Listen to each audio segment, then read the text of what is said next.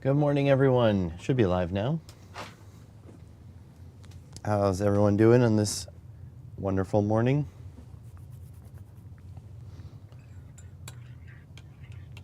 Good morning, Franco. Good morning, Adam. Oh, there's MT. I thought we would be missing one. Morning.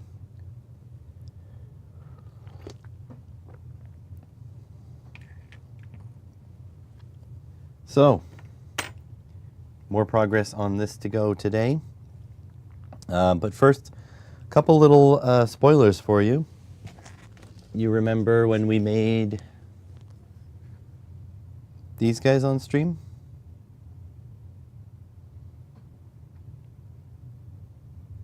Just about to eat food? Okay. Adam, I'm going to check out what you sent me via email. That is actually probably the solution to what I was looking for. So the PCBs came in, and I also have these cases. Oh.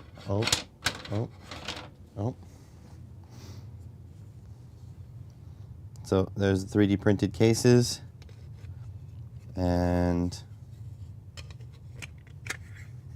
look at that. Holes line up perfectly. These things sit absolutely flush in the cases. So yeah, this is going to be a good project.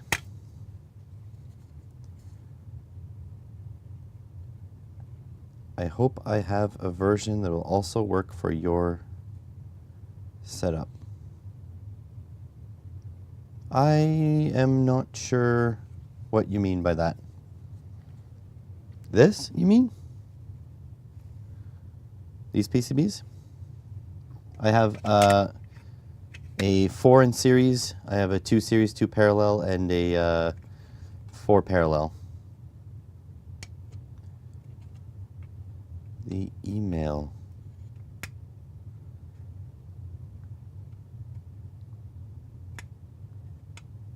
I'm more confused now.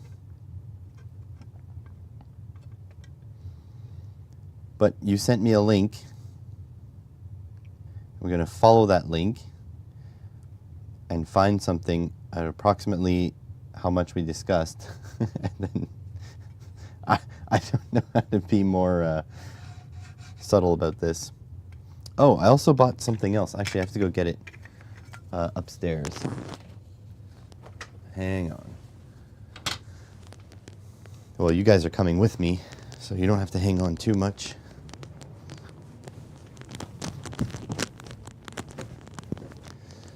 You know how I was complaining the other day that I don't have enough lubricant to lube the rails.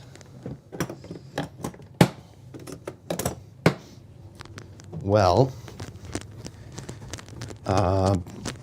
Bossman's supplier was about half the price of Amazon. Got myself a tube of Super Lube.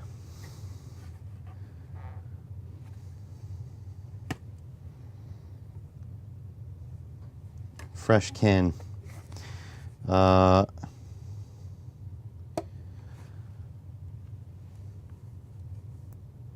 Is there no weight on this? I thought there was... Oh, 400 grams. So 400 grams of Super Lube with PTFE in it. I mean, you can make innuendos about lube.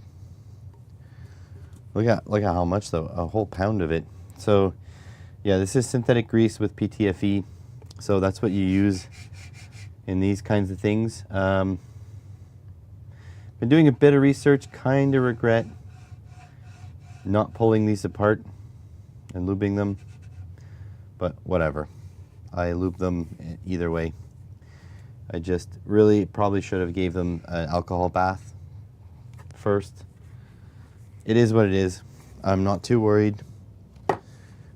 These rails you can take off after the thing is installed, so that's fine. I think it'll be okay. But yeah, so we're continuing today on the x-axis. We are risky-ish. You could lose some balls, but I do have a nice silicone mat. I could put them on. So we're going to build the x-axis, so this section here now. Here, let's zoom in a little bit. Oh.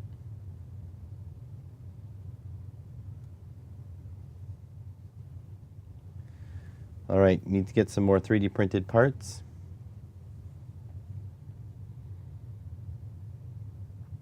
I'm a little upset I don't have shims, I have washers.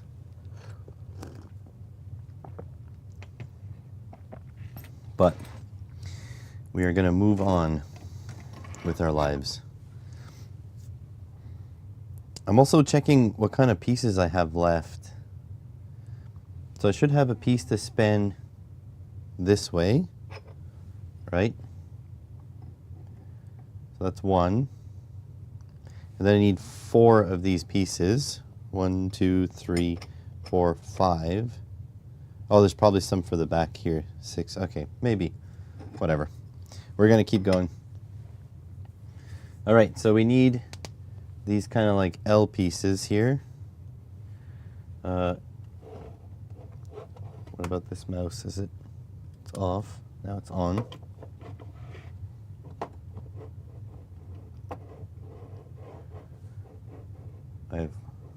I unplugged it. Well, that would be the reason why my mouse isn't working.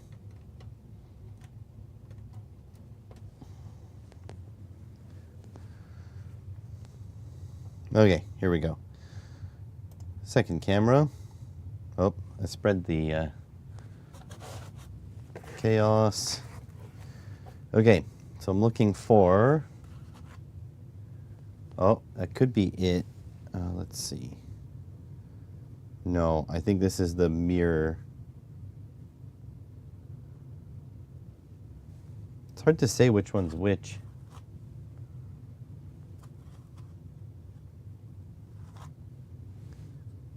No. No.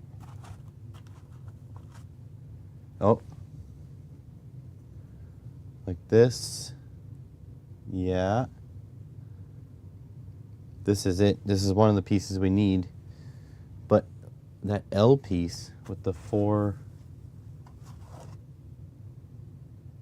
Is this the L piece? Yeah, I think this is it. So these 2 pieces, I think, is what we need. That's not very clear on the image, though.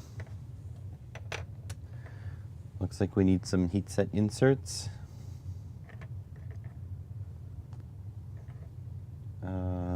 Back to this cam.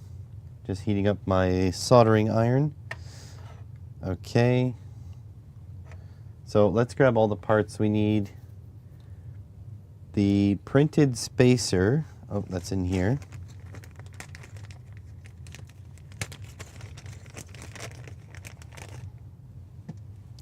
Printed spacer. And then we need shims and bearings. 1, 2, 3, 4, 5, 6, 7, 8 shims. 8 shims, 4 bearings. So here are the bearings. We're running low on bearings.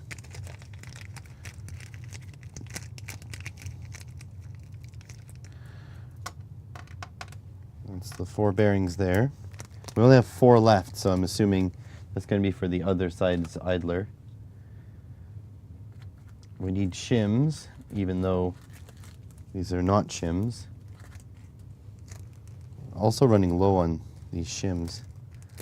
So we need 8 shims. Oh, we need 2 spacers. Oh, I'm blind.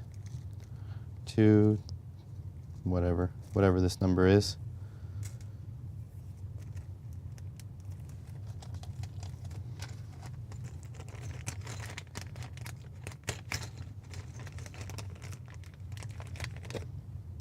Okay. Like so. And then M3 by 25. Button head cap screws. That's 35. I need 25.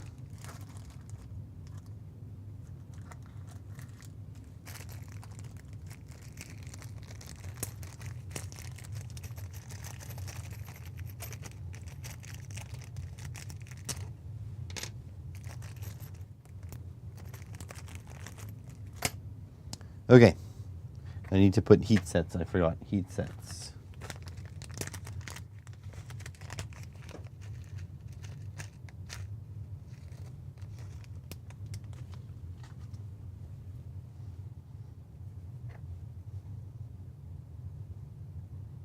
In these diagonal holes. 1 and 2.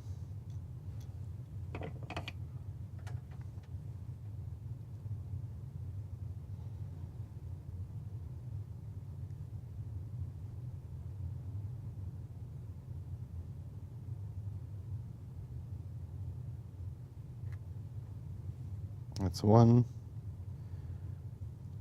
This one's awfully close to the side.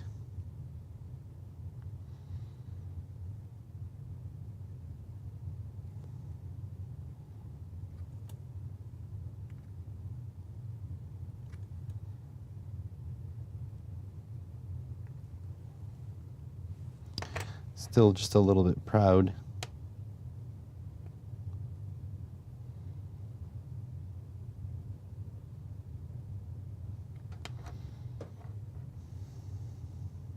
Oh, now it's a little in there. Whatever.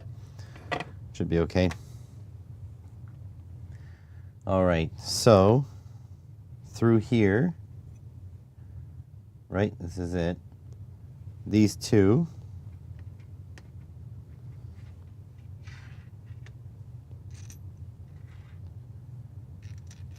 One, two, like so.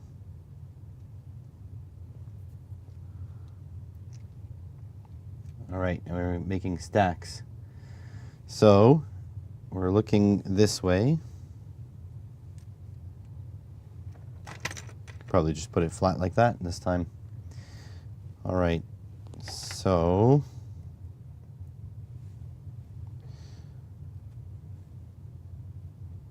washer.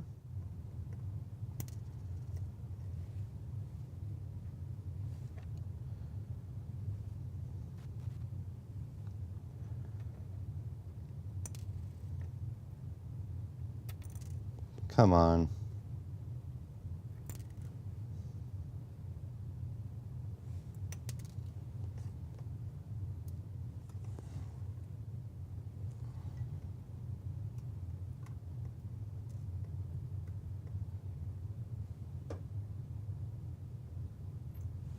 Washer. Bearing. Bearing.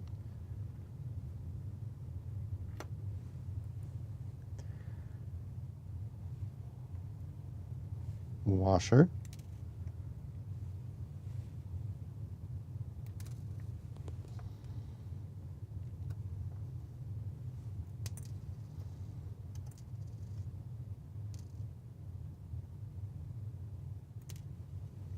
Oh my God, guys.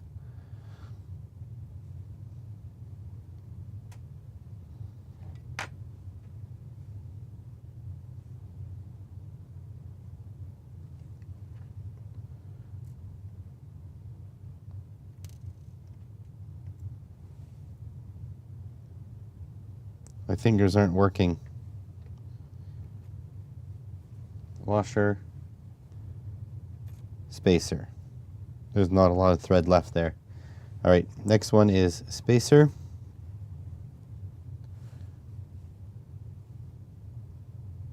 Washer.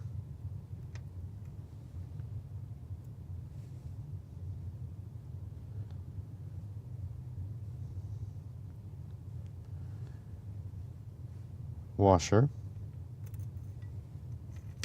Oh no, that was almost a disaster.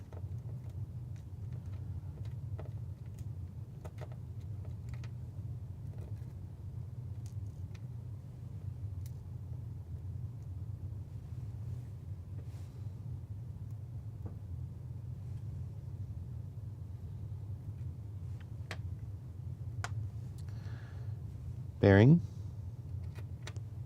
bearing,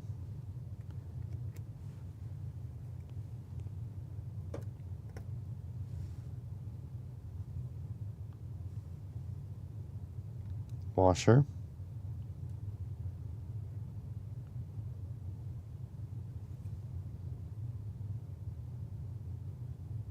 washer. And I had taken out one washer too many.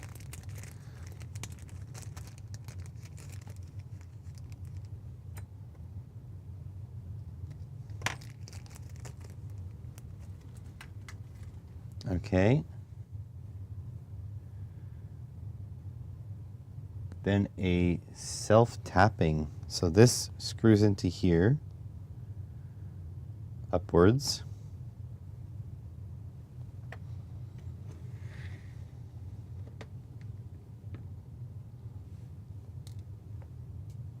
Well, my first part on the floor. Found it easily. That's good.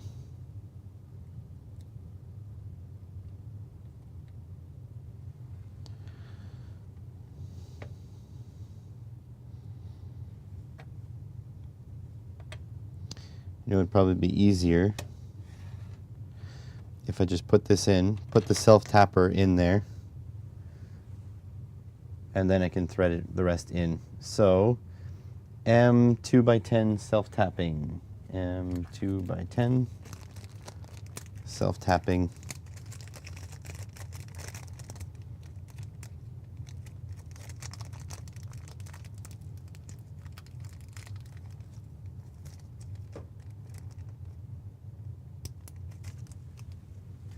This is really not an ideal stack up here.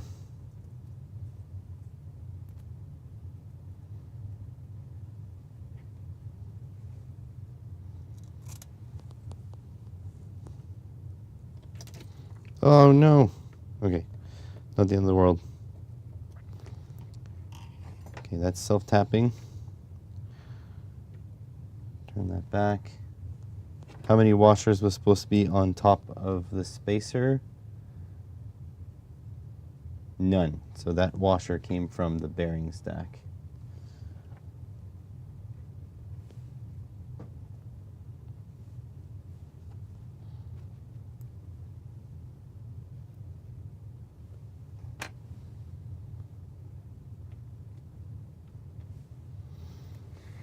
Yeah, this is not ideal.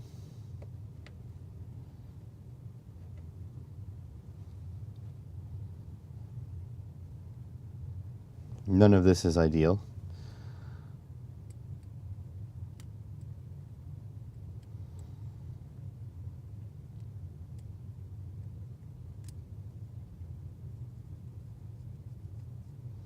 The worst part in all this is there's one more to do.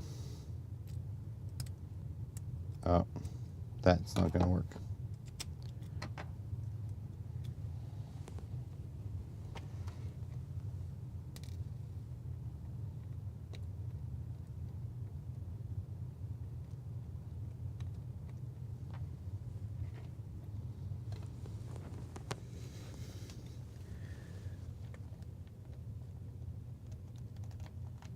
There we go.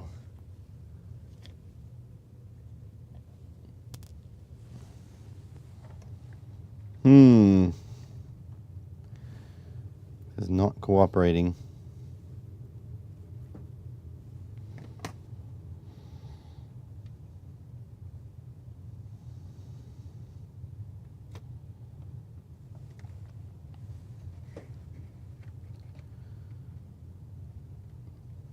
Mr. Semas? I'm not sure exactly what that means.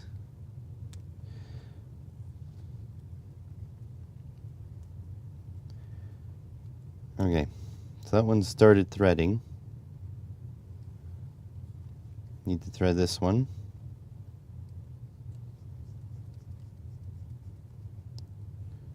Oh, SC made a stream. Yes, that's true. I did make a stream. Okay. So these are threading now. So that's good. We're going to check the stack up height in a moment. Gotta make sure everything works. Okay, so these spin. That's good. These spin. Where's this even gonna go?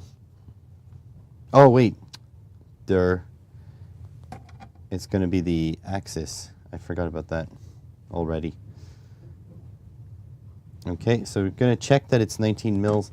The only thing is, if it's not 19 millimeters, what am I gonna do about it?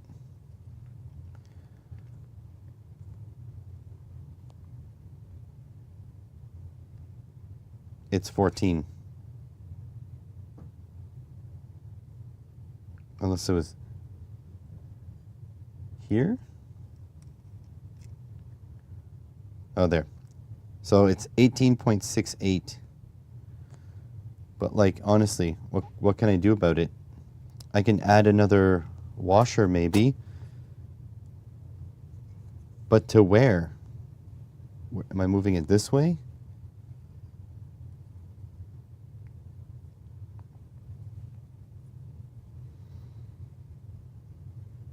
We'll just kind of have to roll with it.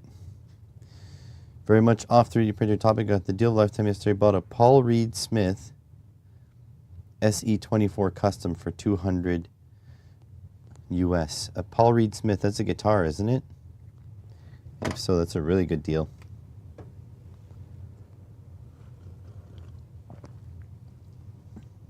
Check the serial number though, because I've seen some pretty damn compelling looking fakes on Amazon, on AliExpress.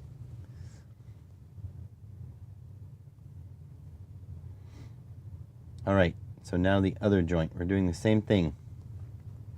I'll be looking for that. Second camera. All right, I think it's these two then. Let me see. Sort of like that. Yeah, that looks about right. And then this one. Does that look right? It does look right. Okay. These two parts.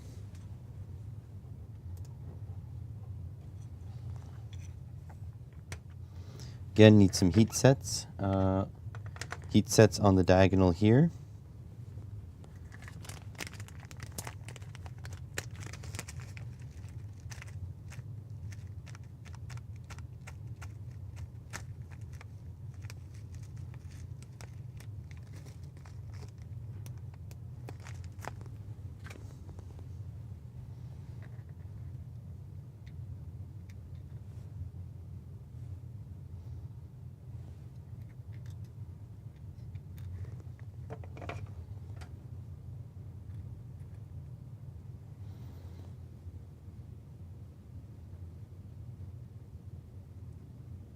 Really glad I got this heat set tool. Whoops.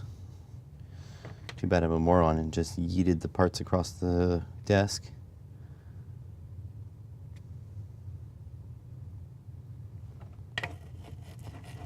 Got some red plastic on there.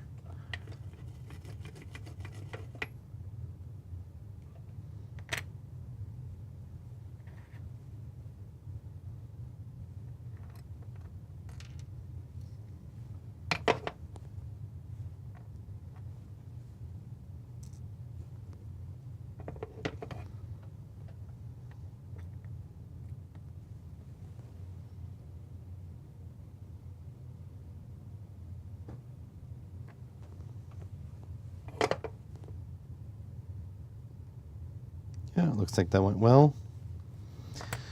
All right, now we need our two spacers. I don't think we're going to need the iron again for a few moments.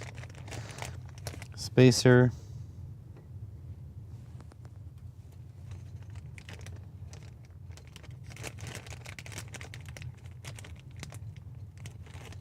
Spacer.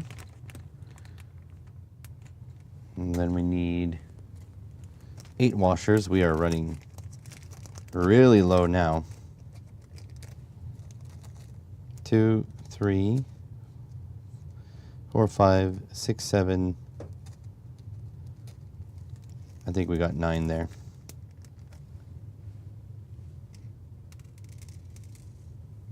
That was a disaster.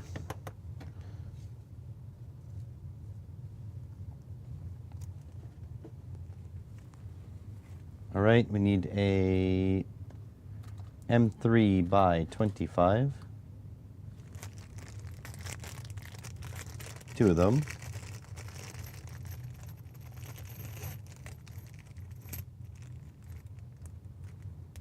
That's awesome. Well, that is really awesome. And then we need bearings. These are the 4 last bearings. And we need, oh, that's it. All right.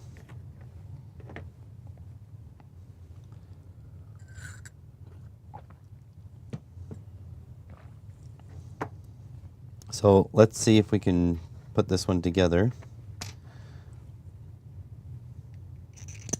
So the picture shows it a little bit upside down.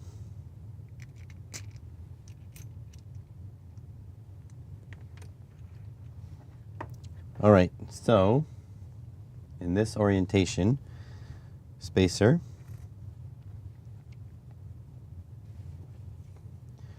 then we've got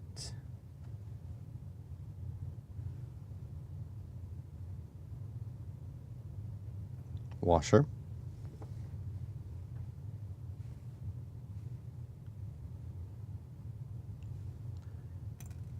oh. This is small, meticulous work here. I kind of like it, I'm not gonna lie.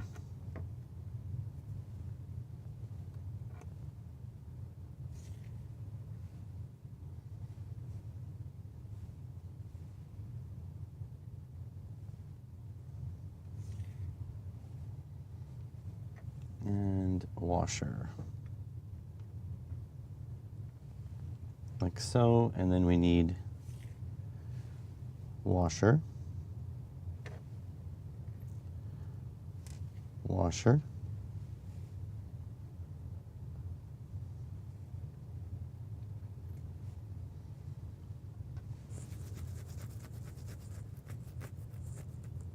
bearing, bearing,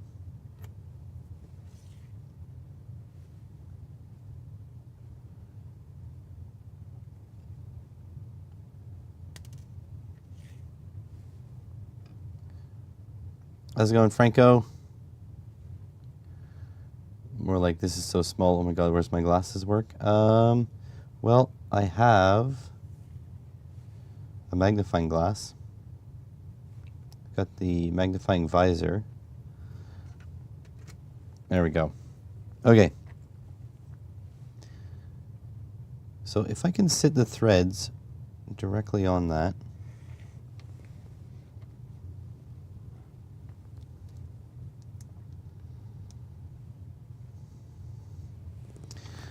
Might be just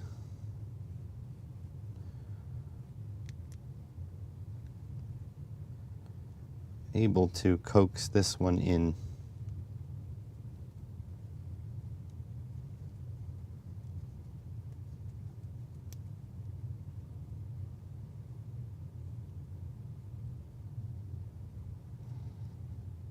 I think I got it.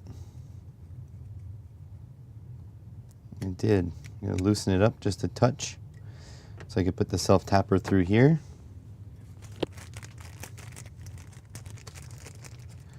How's it going, Franco? I said hi earlier because I saw your chat, but I guess you were napping.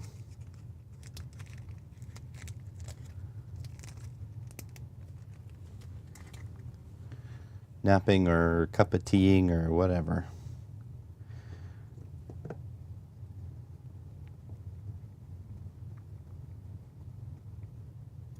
There we go. That's in there. Tighten these.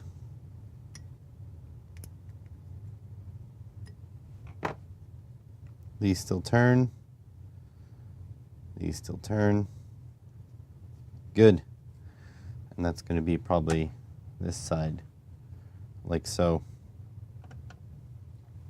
That is 2 of them.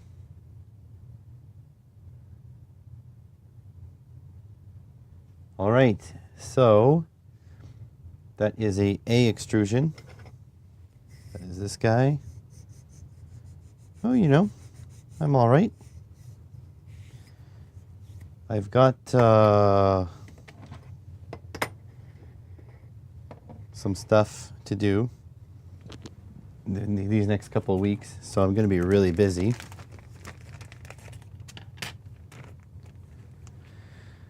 And it turns out my boss at the college,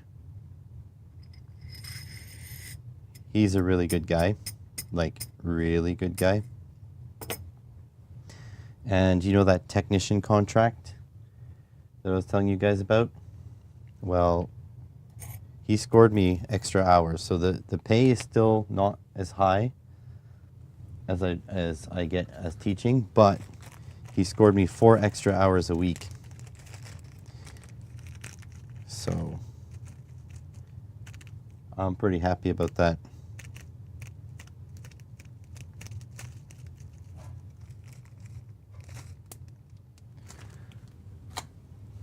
I don't know how long. The contract is for a month.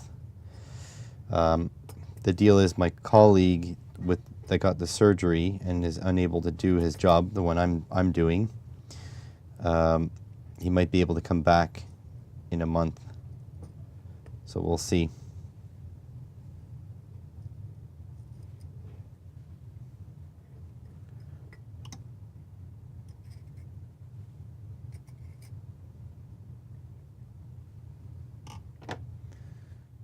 Okay, and then 2 M3 nuts, 2 M3 nuts, and then our MGN7 right here. I'm just going to pop this down into the holes we don't use.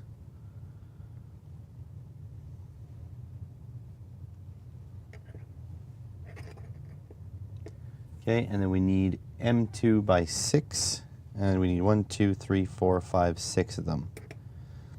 6 times M2 by 6. Socket head cap screws.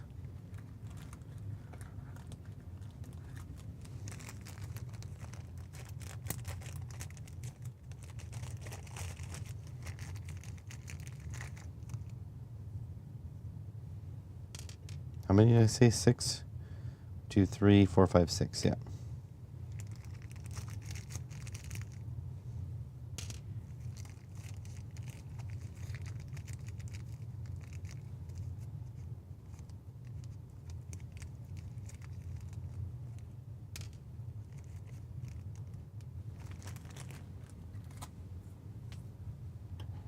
All right.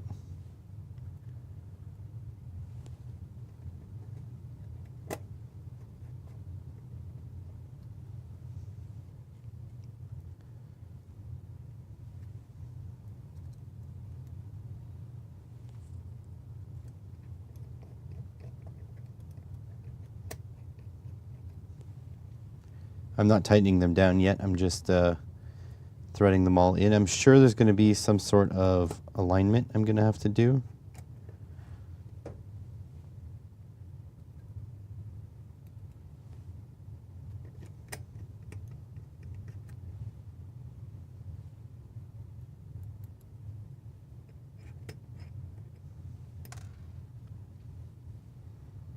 That one went underneath the machine.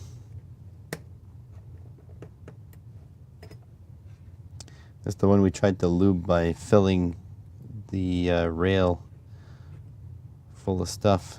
So that's where the rail is full of stuff right there. Should have used one of the holes that we don't need.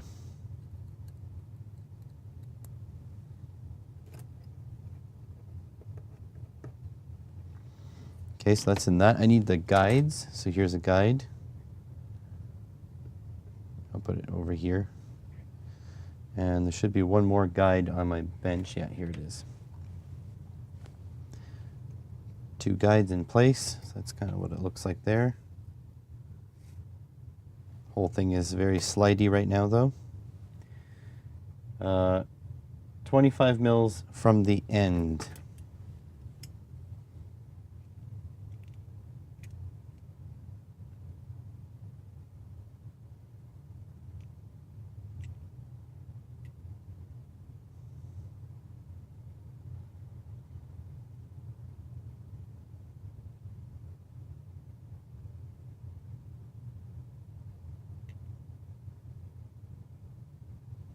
Trying to bump it to exactly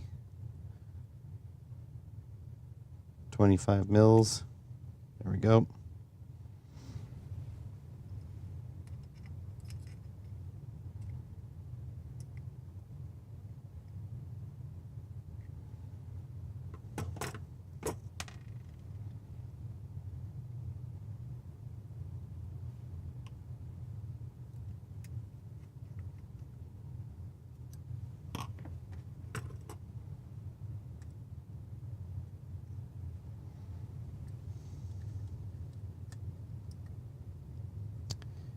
So it doesn't go 25 mils from both ends, just from one end.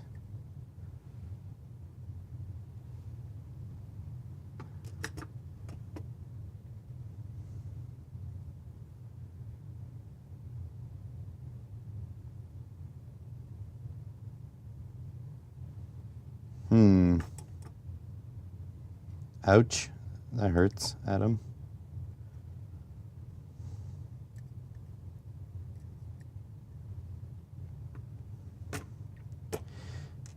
So it's 25 mils from this end, so that'll be my master end, essentially.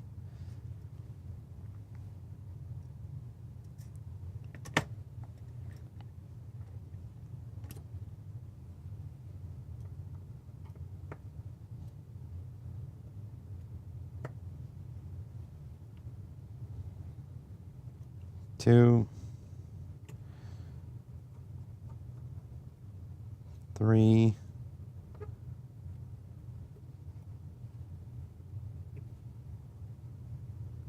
4, 5,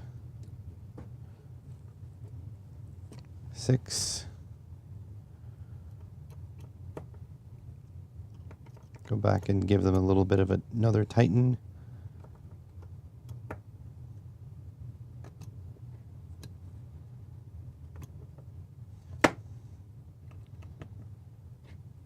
There we go. So that's on. I need to preload some more nuts on the back side. So 2 more.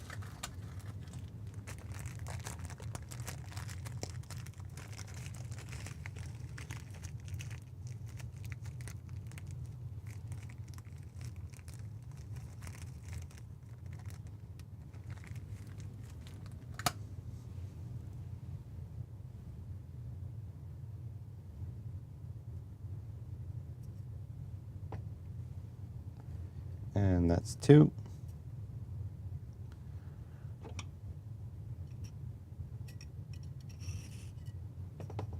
You know, I'm really honored that you folks are spending your time hanging out with me here on the live stream. You can be out doing many more productive things. Okay, so M3 by 12, 4 of them, and M3 by 6, 2, M3 by 6. So we need 2 of those.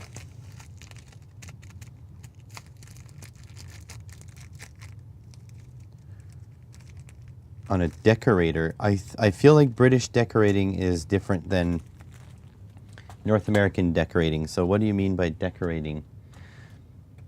Because as far as I understand, decorating in the UK is like light construction, right? Like interior paint and stuff like that. Whereas, I don't know, decorating in Canada kind of just means like putting up plants and stuff.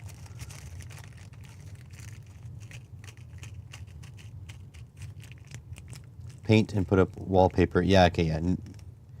Yeah, so I think you'd use a general contractor here for that, not, there's no like person called a decorator that would come and do that.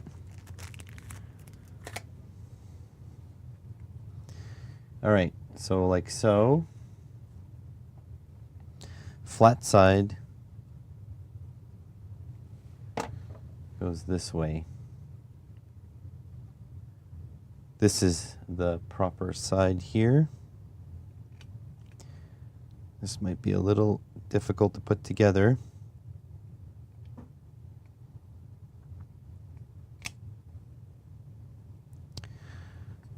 Might need to loosen up those bolts. There's no way this is fitting because of the tight, the fact that we have washers, not shims, means that these are too tight and it won't fit.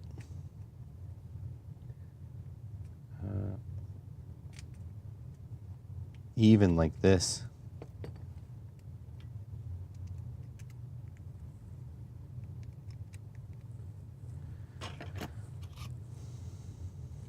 Not happy about the washers and not shims thing.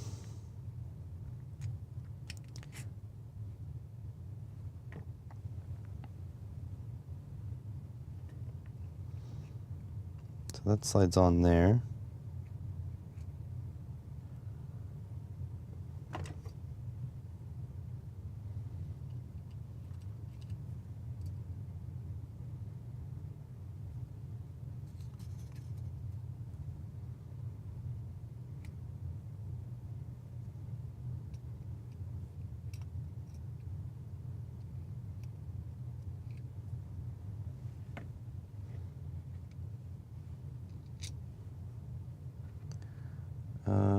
Where are you?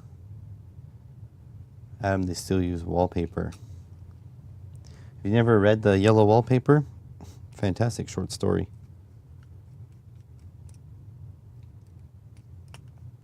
He's in Britland. He's British.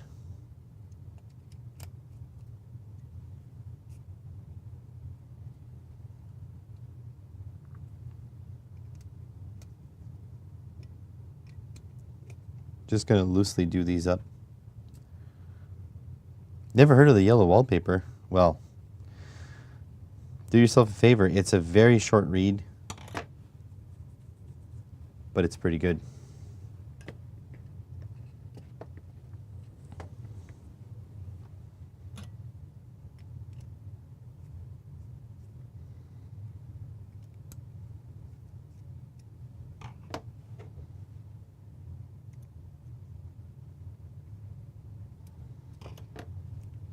Okay, so we have to tolerance up these fits for sure. My precise build dreams are gone.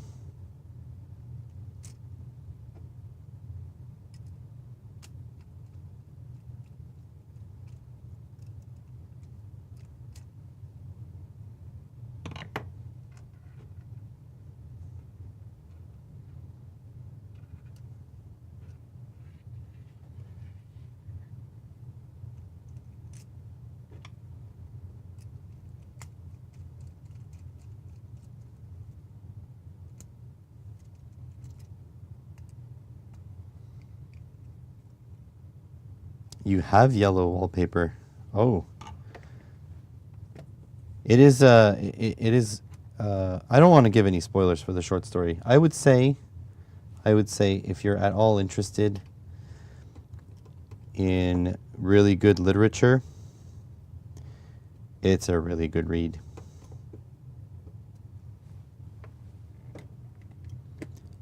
I'm pretty sure you can find it online for free. If not, you could probably ask ChatGPT to recite it to you.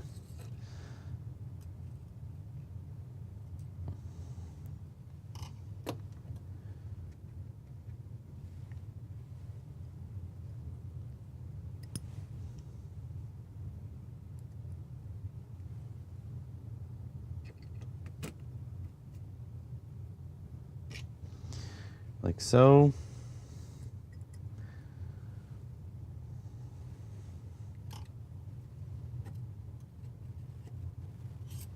And like so.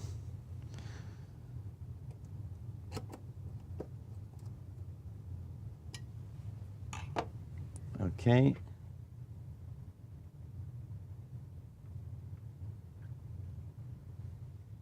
Okay, we're going to check our work. Up on the left, down on the right.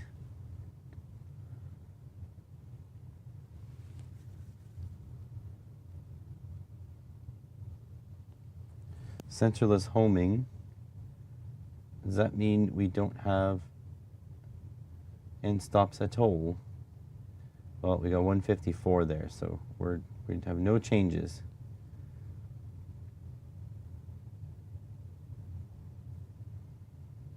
Okay, we're going to install it.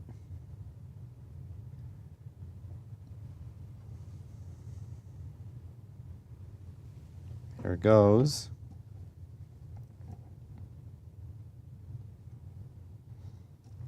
Got to pull these away now. Oh, maybe I tightened them a little too much.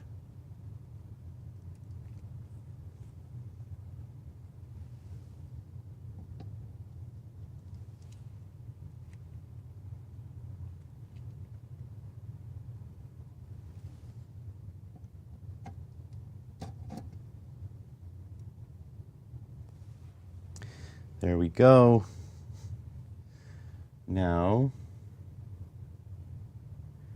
need to put M2x6 flat head cap screws. M2x6 flat head cap screws. These are them, I think.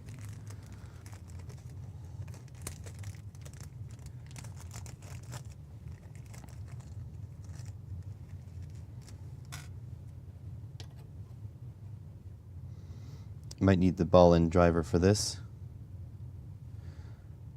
1864 without wallpaper is just one big draft. Wait, wallpaper is not supposed to be insulation. Hang on a sec, you Brits. Yeah, I don't think you got that right.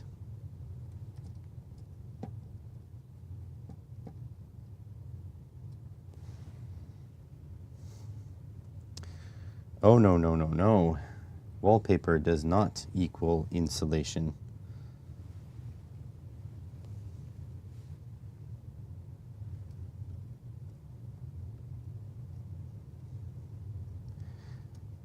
Seems like your governments should be offering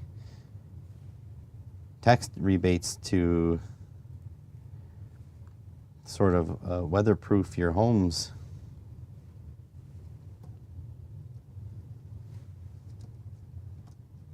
Although I will say, I do watch some British trash TV, and I was shocked to learn wallpapers cover and hide the state of the patch repaired walls. Interesting. I was shocked to learn about the damp.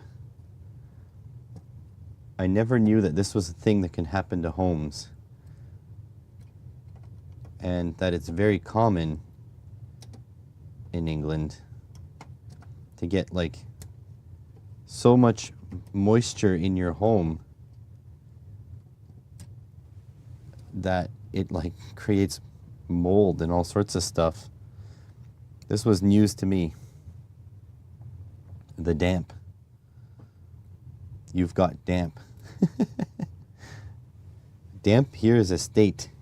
It is damp, not you've got damp.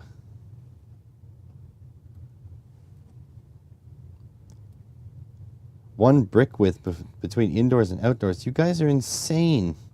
How do you live like that? Some U.S. energies will send weatherproofing kit for the home for free. No government needed. I hate to tell this to you, MT. The government is paying for that. It's just, you see, in the U.S., people see government handouts as socialism. However, the U.S. does do that, but they rather pay the companies than pay the people. You know what I mean?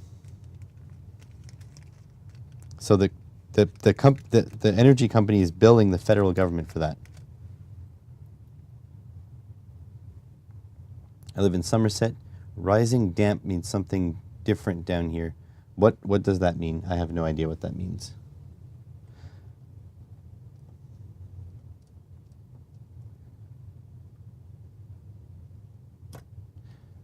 But yeah, I hate to tell you, MT, but the government is paying for that. They just pay the company, and the company sends it. So the company bills the government a profit margin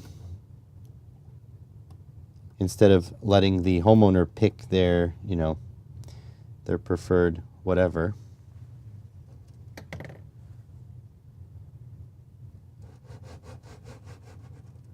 Okay, that's good.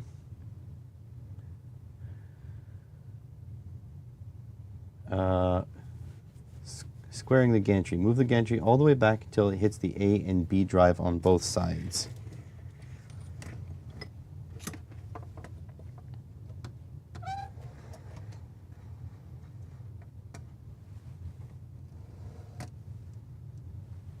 Okay. Then securely fasten the Strauss, as the Germans would say.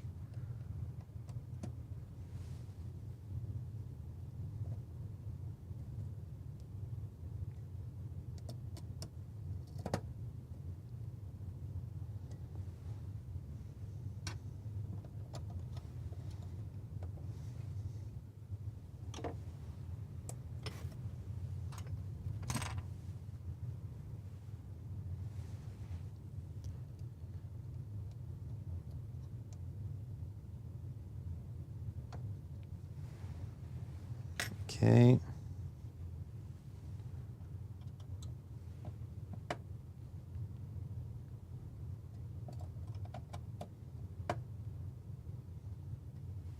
Now, if we built everything square, the gantry should move smoothly.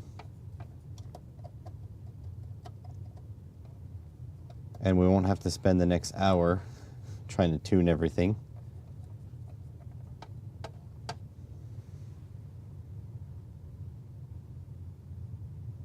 Oh, that is a problem though.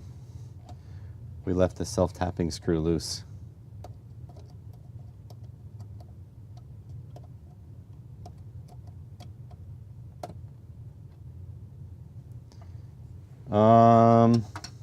It'll be fine. It's not that loose.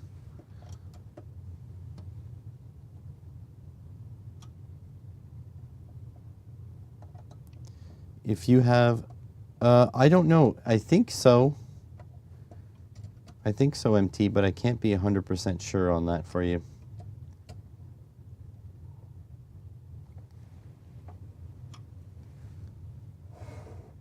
Oh, this does go smooth. So that means I really don't want to undo this to get that self-tapping screw. Is that a problem?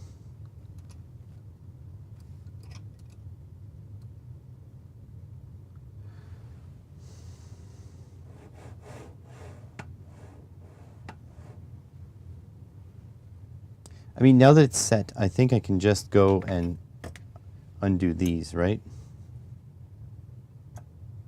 That's probably a bad idea. Well,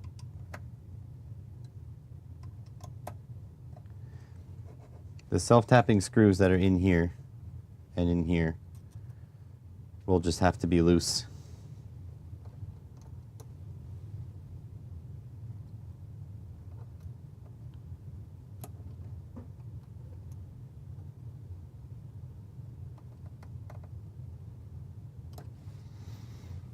That's just gonna have to be the deal.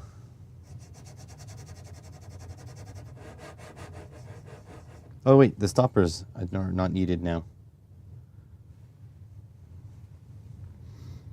Okay, so our little secret, when I make the video on this finally, our little secret is that these two self-tapping screws, here and here, are loose.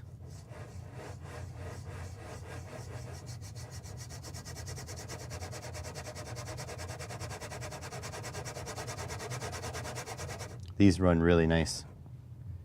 Excellent. Yep, full range of motion. Oh, look. The diagonal cutouts were there for a reason. See, that's diagonal. Well, this is diagonal.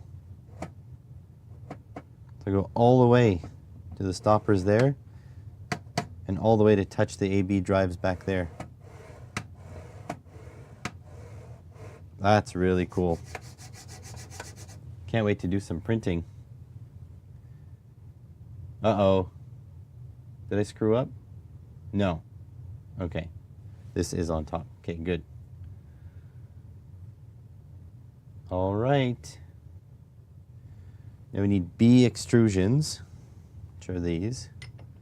And they're going to sit over here somewhere, like that.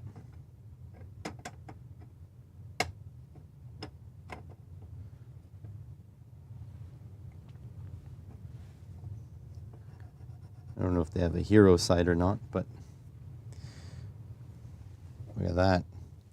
This is all taking shape. You guys need to be backed up again. I'm not backing you up again. You guys are so far. Well, here goes. Watch your motion sickness, folks. I'm putting you further back. Oh.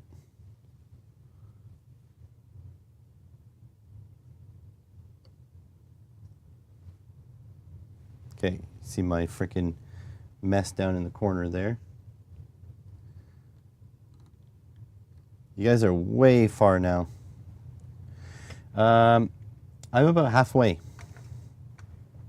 I am page 127 out of 253, almost exactly halfway. All right, so M3 nuts. M3, these nuts. Almost exactly halfway, yeah.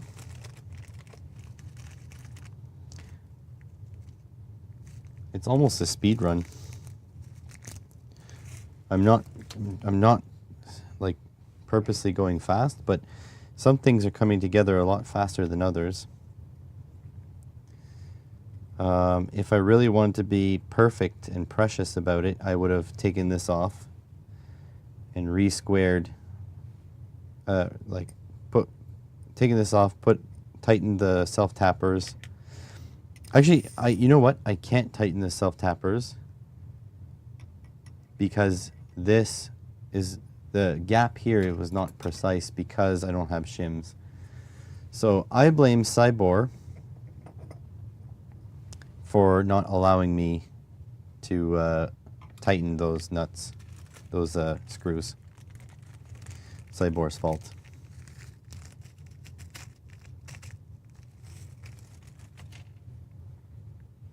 I blame nobody else but them.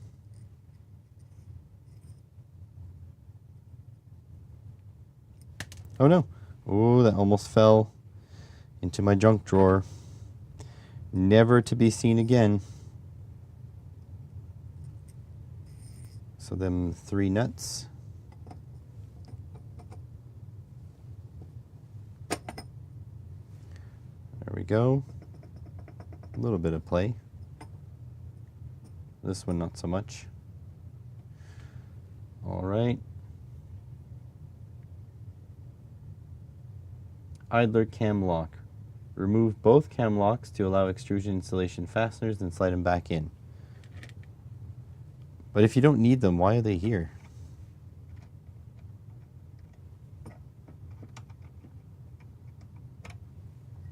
Like, why couldn't I put them in later?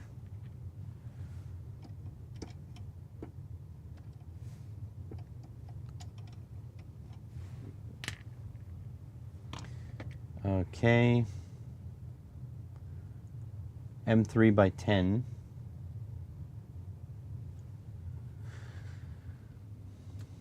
M3 by 10. Button head, cap, screws.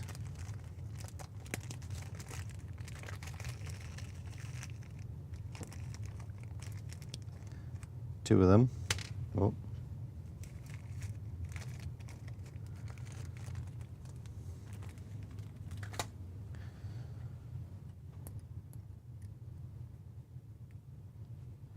I'm kind of beyond belief that this machine is mine. Feels good.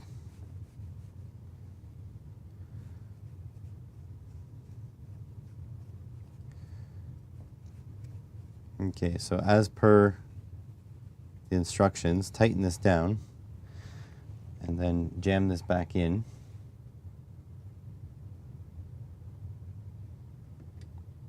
I don't understand the purpose of these parts, but I'm sure it's going to be explained at some point.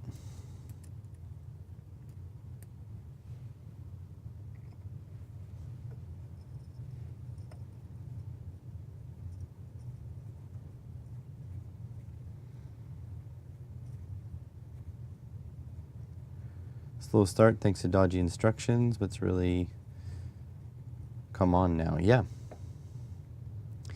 Yeah, and again, I have to say, the official Voron instructions were not the dodgy part, it was the community mod.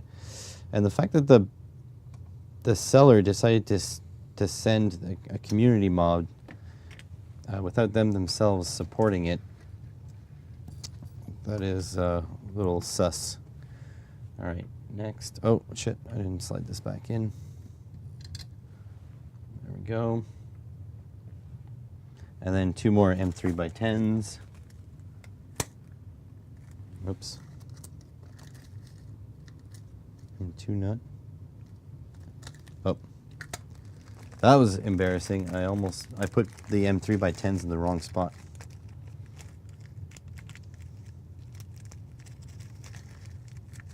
I feel like we have a little bit of warpage on our parts in the front there.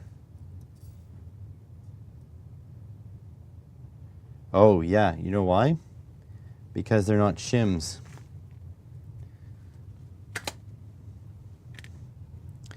So my advice for people building this kit is to buy shims.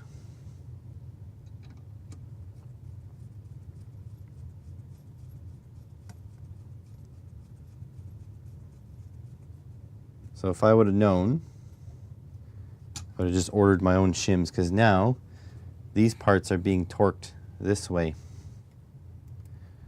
They might come apart. So I'm going to order shims.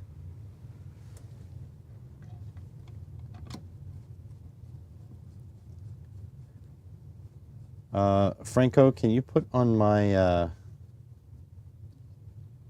order form, please, if you have the chance, to get some M3 by 0.5 millimeter shims? Because yeah, I'm gonna order shims, and I'm also going to print these parts out because I feel like these are gonna break. Because this machine can print ABS, so I'm going to print ABS with, I'm going to reprint this piece in ABS for sure. Okay. AB belts. Uh-oh, we're doing belts now.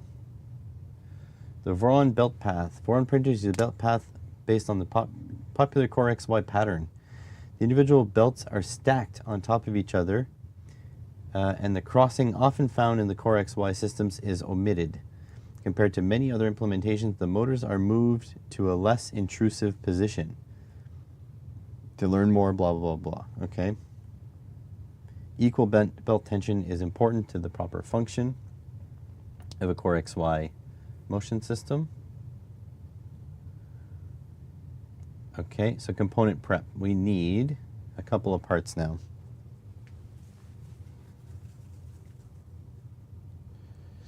I don't guess the yellow wallpaper is in non... No, it's fiction.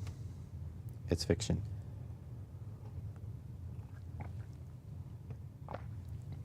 Here, let me do a literary aside. We're going to get distracted a little bit. Screen.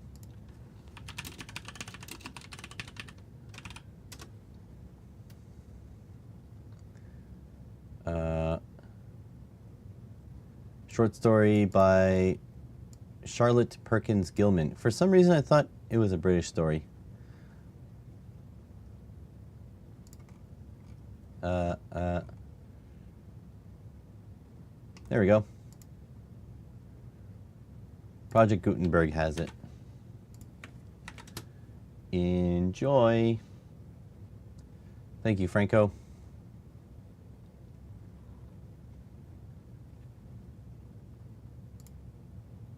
Back to webcam.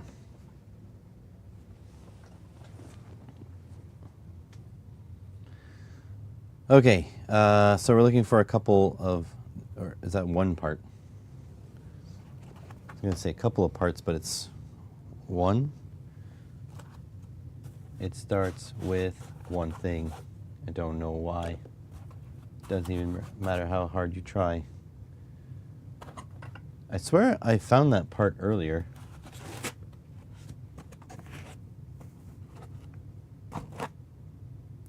Is it this? Oh, it was this. Okay. Totally was this part. Remove support. Break off this printed support piece. That's this side. It's already broken off. I don't see it. It's not there. Okay. If you're having difficulty inserting a hex wrench through the hole in the back, can help break it loose. Okay, so definitely not there. Have to slot in some M3 hex nuts, and I have some M3 heat set inserts in the very front here. I'm going to turn on the iron.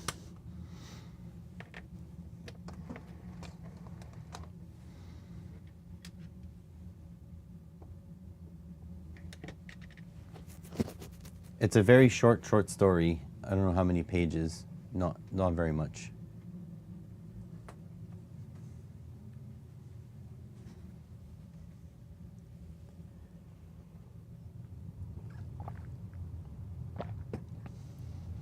I liked it. It was part of my university degree. I took English literature. And by English, I don't mean British. I mean like the language English, because we are a bilingual country, French and English. So you take, English literature or French literature. And French doesn't mean France either. It means anything in the French language.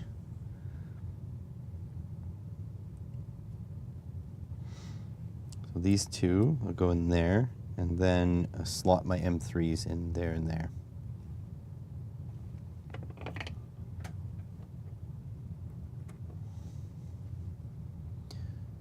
Copied and pasted into WordPad so you can read it offline, right? Does WordPad tell you how many words are in there? It's not a lot. It's a short read. I liked it.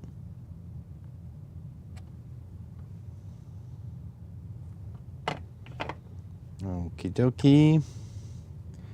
There's a little bit of stuff in the M3 hole, so I don't know if the nut is actually going to go in. I'm going to try to break it.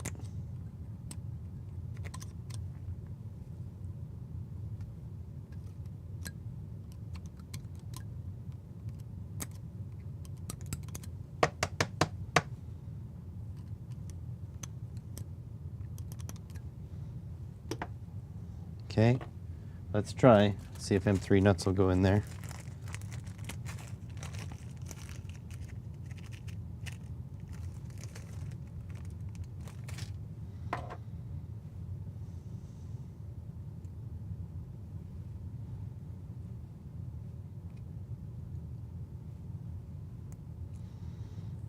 I asked yesterday, but I don't think, or last time, I don't think anybody answered. Do you guys need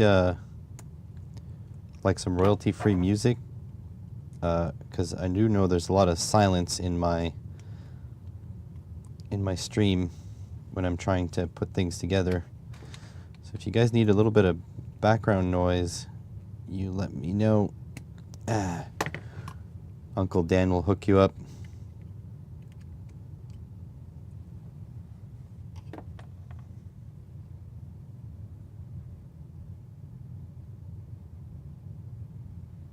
Oh, the Maker Beam XL nuts. That's where they're from. Anyways, M3x8 flathead cap screws. M3 by 8. 2 of them.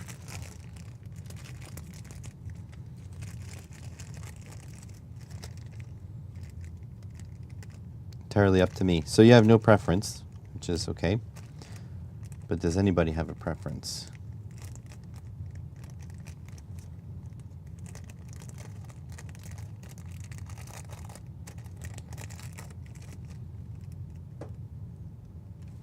You know what I could really go for right now?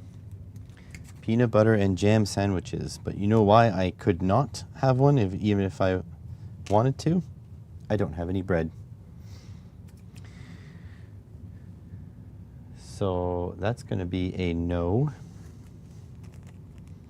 That's a no from me, dog. Would not care for... Oh, no, that's good. No, I don't need the background music. I'm asking you guys because you guys might need it. You know what I mean? I'm entertained plenty. I'm doing this. This is my jam. I wish I could get paid to build stuff all the time.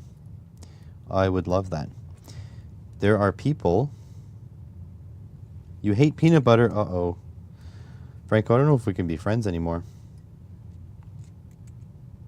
That's fine. Actually, my wife hates... Or I wouldn't say hates, but she doesn't like peanut butter. My wife... I don't know if she hates peanut butter.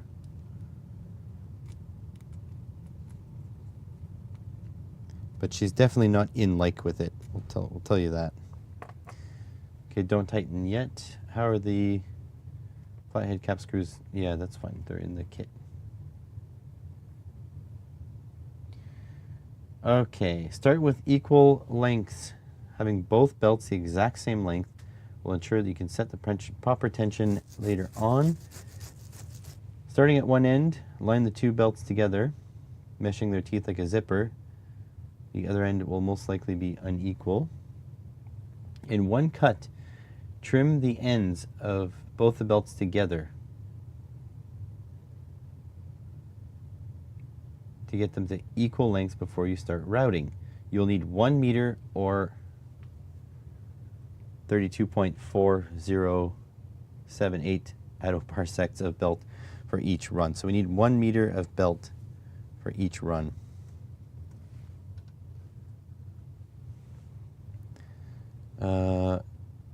Bacon? Yeah, bacon is good.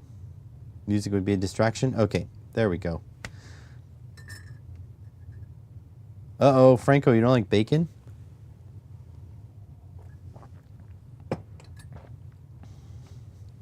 Isn't a classic British dish a bacon buddy? Am I wrong here?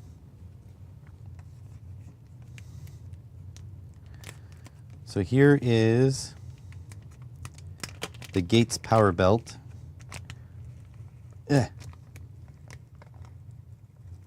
So I need 2 of these. So I think I have enough length. Oh, this feels good. This feels like good quality. So I have enough length probably, but I probably don't have exactly like... I'm gonna have to measure this somehow. Hang on a second. One moment, please. I wish I was fancy like Big Clive. All right. Let's get... I do have a 1 meter ruler. Oh, it's exactly a meter. That's going to be trouble as well. That's okay.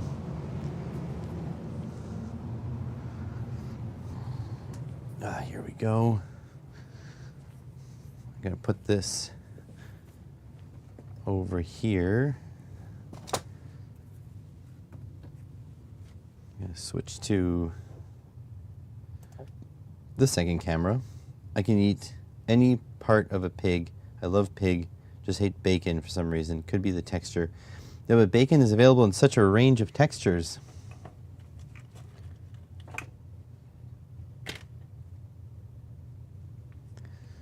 I'm going to get my bad snippers, ones that I've already damaged, because I don't know if these have metal inside. They don't. Could have fiberglass though.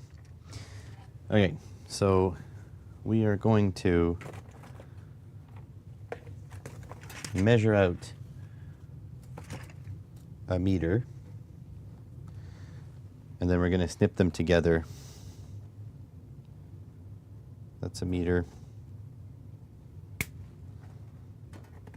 That's 1.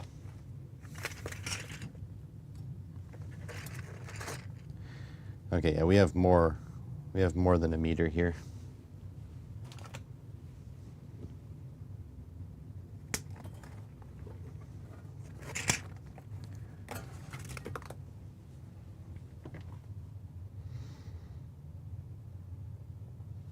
Yeah, maple syrup is good.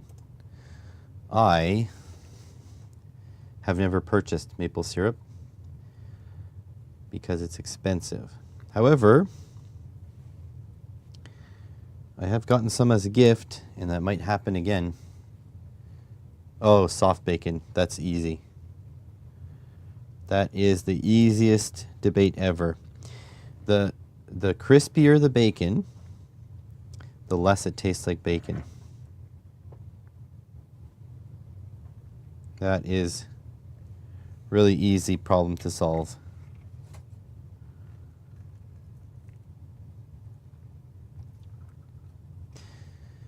The more it tastes like the bottom of the pan when you get it crispy.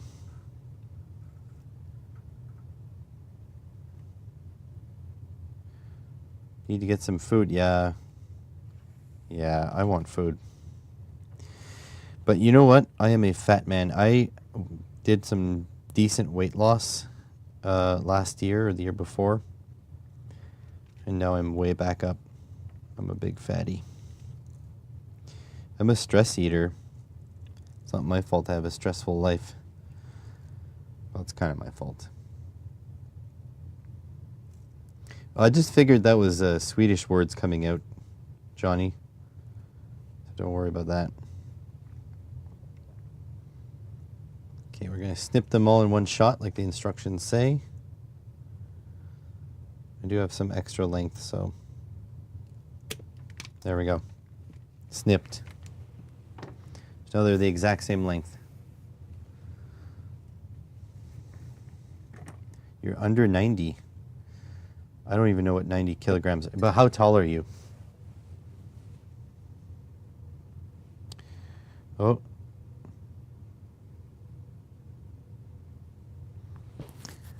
What is the next morning?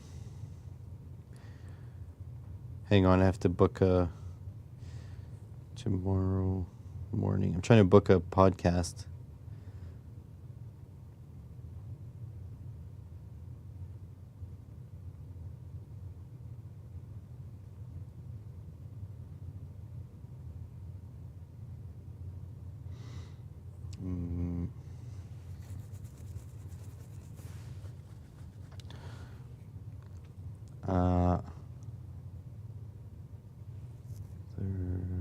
Tuesday. No, can't.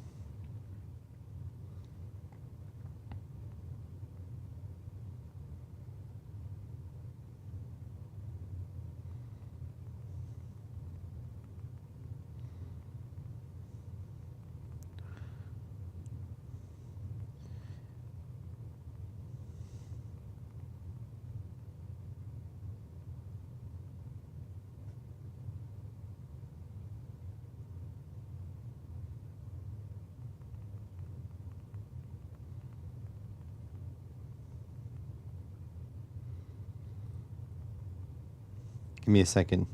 I'm gonna see if my I'm trying to book a podcast guest.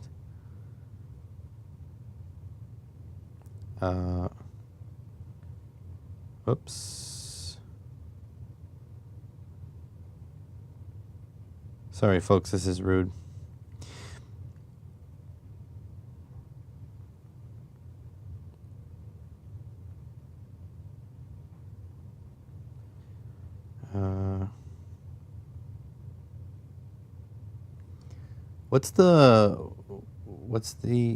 I told BitLooney to get in touch, but he said you need to make a video instead.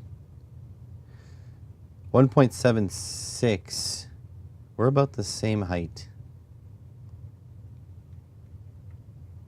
I think I'm 1.78 or so. I think. I don't remember. What's the URL for this channel? Is it SE-streams or SE streams altogether?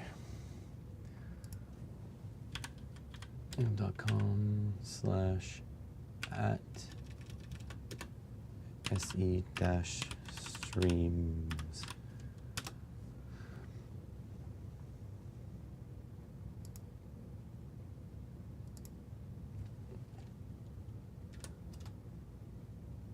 No, it's all together, no dash.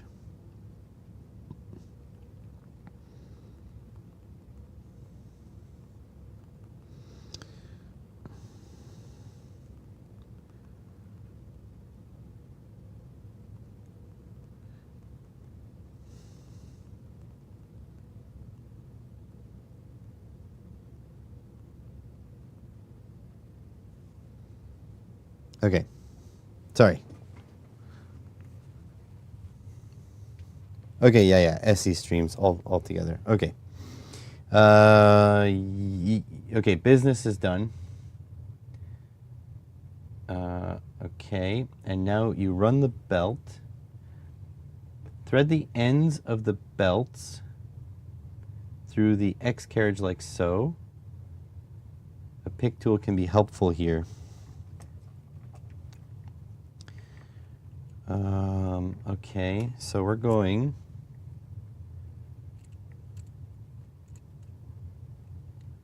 I don't think I need a pick tool.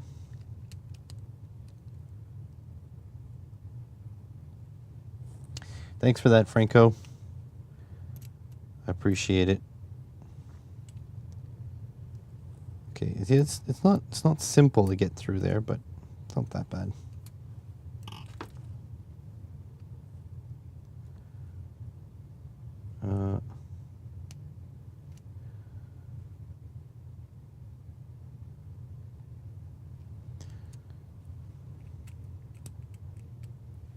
Okay.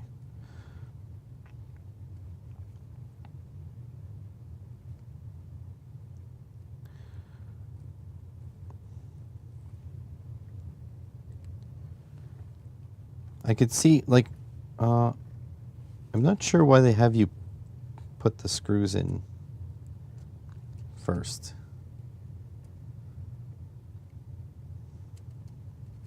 But knowing the Voron team, there is 100% a reason for it.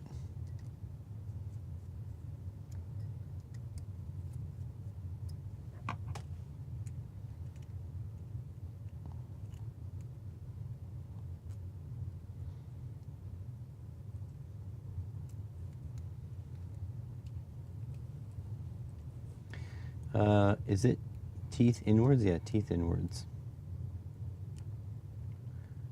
Tensioner knobs are as loose as possible and your motors are as far to the outside of the printer as they can be. Yeah, that's all the way. That's all the way like LBJ. There we go. This is challenging, and the machine is casting a shadow, so I can't see. Let's try to just jam this in like that. All right, Franco.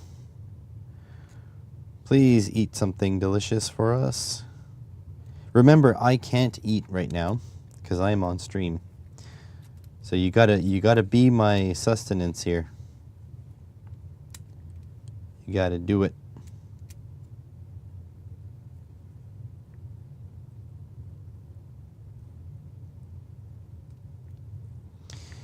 So the block is actually textured with the shape of the teeth.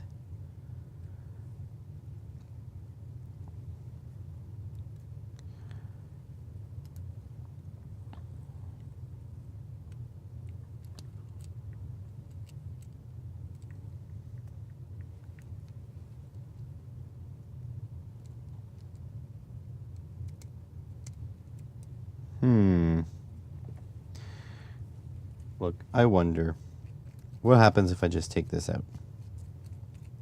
What's the worst that could happen if I don't follow the instructions 100% here?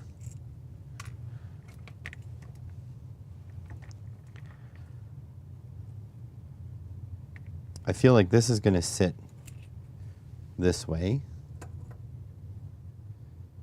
So I want my gates, the text, facing up.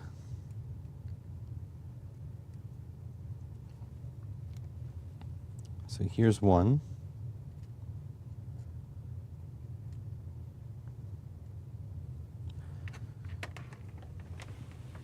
Okay. And here is another.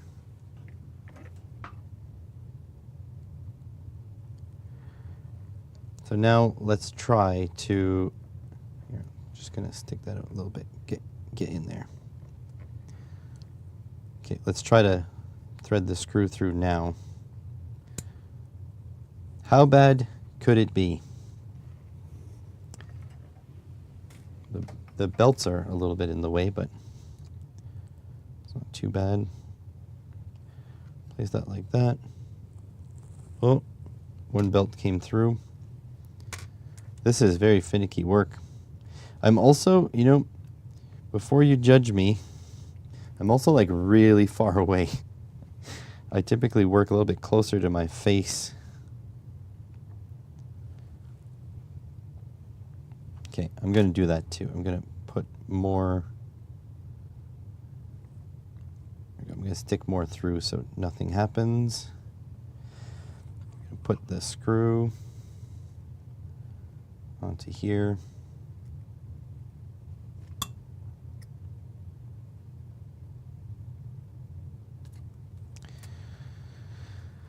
Da da da da da da da da da. Hold this down.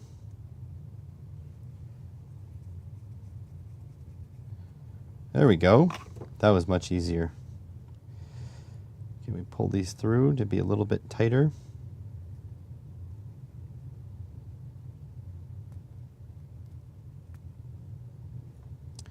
There we go. So I feel like I can just tighten these, or this one.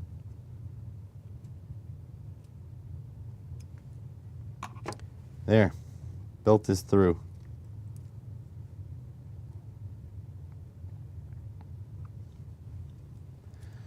You can even center that tensioning bar.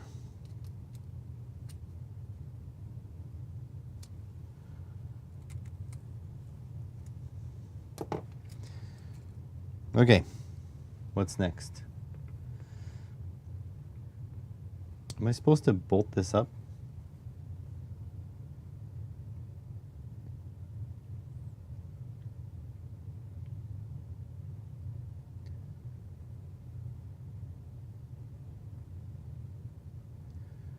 They didn't say to secure it to the top, so we're just going to have to run this. We're going to have to do our best. And sometimes my best isn't good enough. There we go. Make some space. Little ends of the belts. I do like that they give you genuine Gates belts though. that is quite nice. Okay. So gantry, I actually don't know. Is it sitting? So it looks like it sits like so. And we run the A belt first. I'm going to put the B belt on top. I'm actually going to try to shift everything down this way. Whoop, like so. If you guys can see a little bit better. All right, so here goes nothing. So the A belt first. So run the A belt.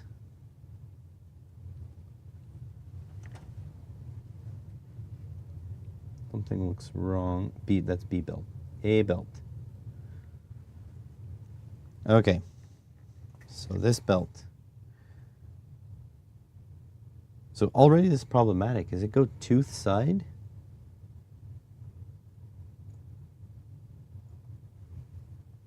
The tooth side. Okay, first of all, this being loose is like really annoying. I'm going to put one screw in here. You're not supposed to, but I'm a rebel. I'm assuming it's these 4 that I have left here.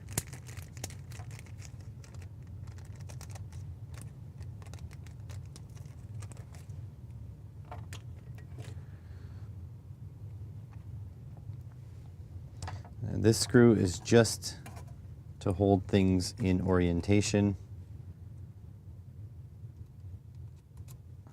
There we go.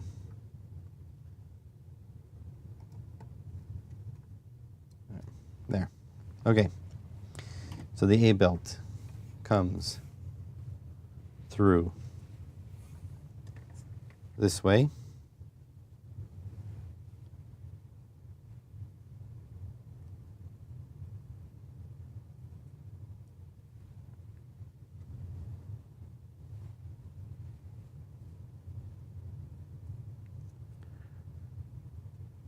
I'm going to try to just crimp the belt a little bit.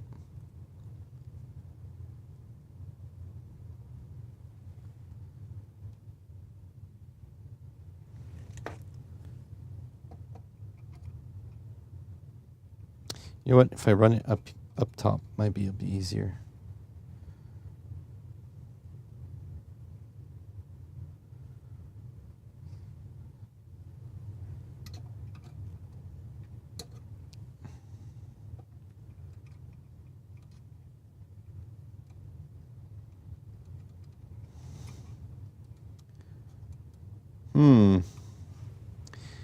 This is not going well.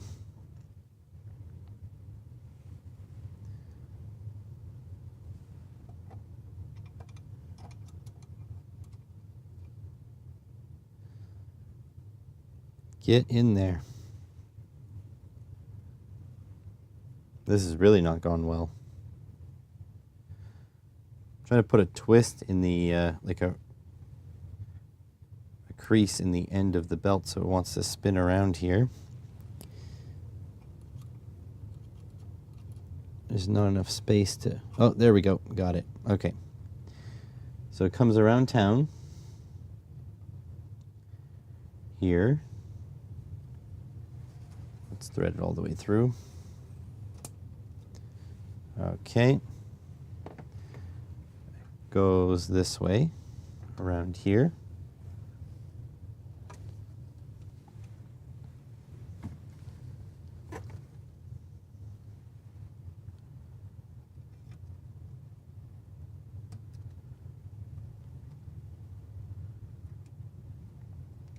Hey, a full sausage roll. Awesome.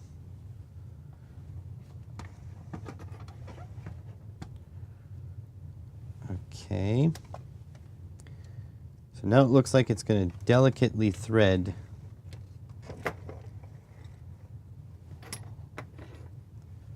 through here.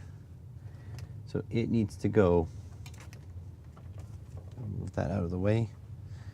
It needs to go through here.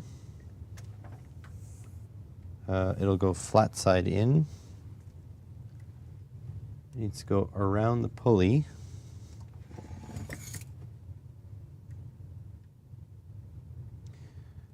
Nice, has a rounded tensioner, so I can just sort of push that through.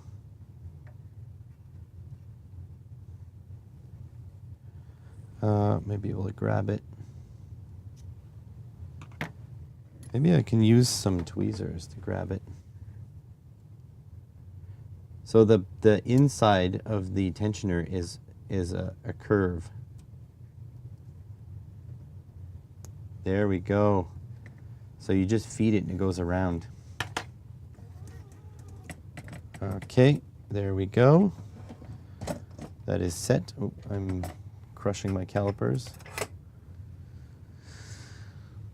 Okay, and then it comes around the back on the outside, the back, and then it must thread in here somehow.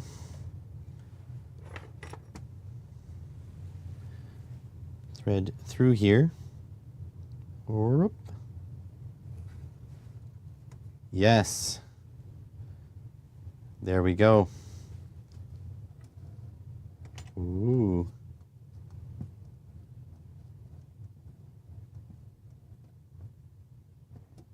Move this way. Oh, very nice. Okay. So here's the issue now, is that we need to run it back through here. That is the difficult part. So we're going to undo my little temporary screw, and that'll just go flying everywhere. Oh, please don't drop the screw. That's a very important screw. I only have 4 more of these. Okay. Over there on the magnifying glass so it doesn't go anywhere. All right, so now I need to thread this through here. That is going to be chaos. So I'm going to just pull this off completely. I'm cheating now, but it's going to hurt me later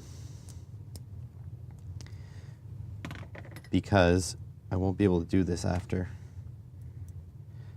I'll be able to do this with the B, the B belt. Like already this is not ideal.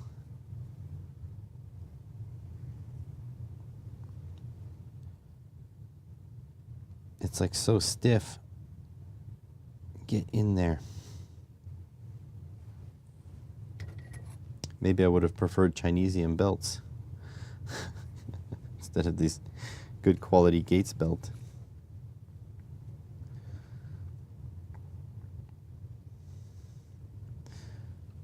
I need to Google what a UK sausage roll is, by the way, because all I can picture in my head is something that is delicious.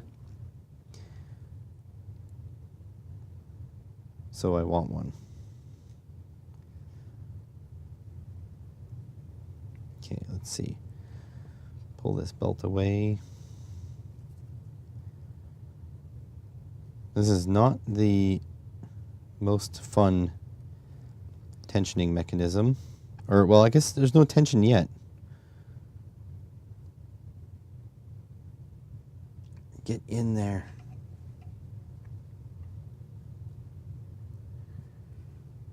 Oh, that is not great. Maybe we try to... Okay, here's what we'll do. Maybe we'll try to thread the B belt.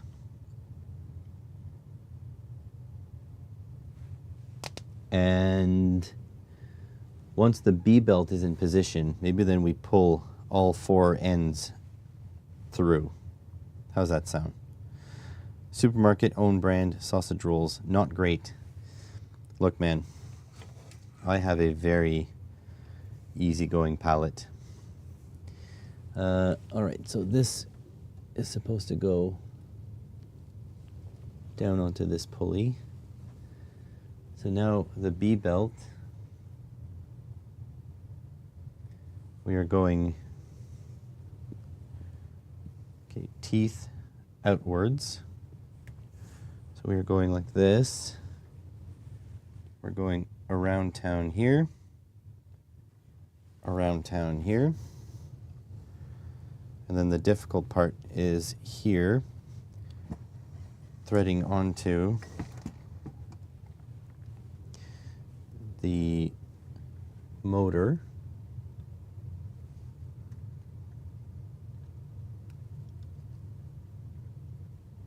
Push, push, push. Gonna get that belt through.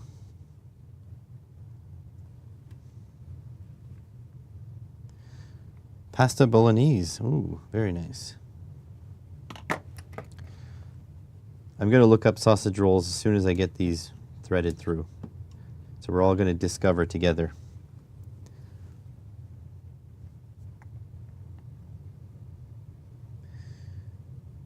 Because what I'm discovering is that I am hungry.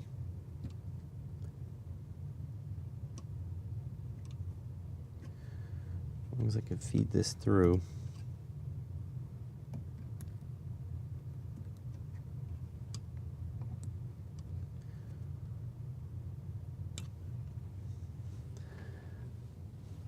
Okay, grab a pair of tweezers. Grab the tag end of that.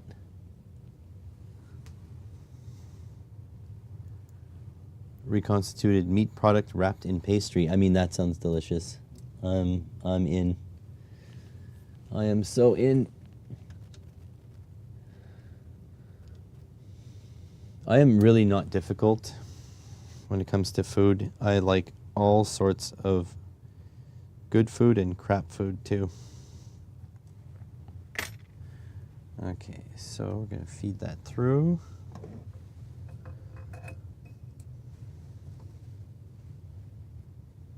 Then we're going to come around town, like so.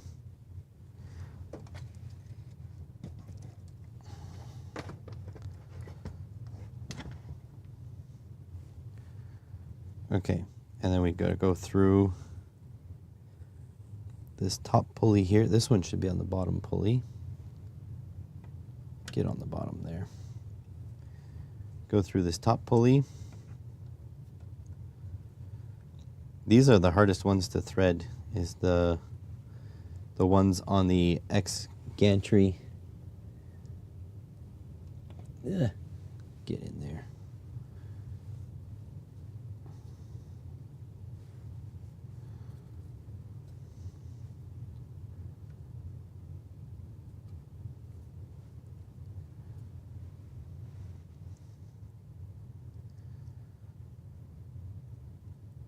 I'm assuming they're going to be like pie pastry almost. But I don't know, pie. Can we just like agree that the worst part of a pie is the crust? Can we just like make better crust to put pie filling in?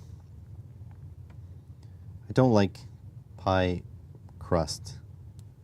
We need to make something tastier than pie crust to put pie in.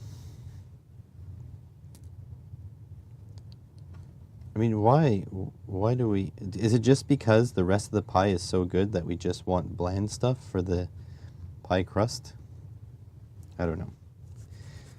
Okay, so we got our ends here. Now I'm going to do something bold, because fortune favors the bold. I'm going to pull this screw out. I'm going to run both the belts through here as tightly as we can.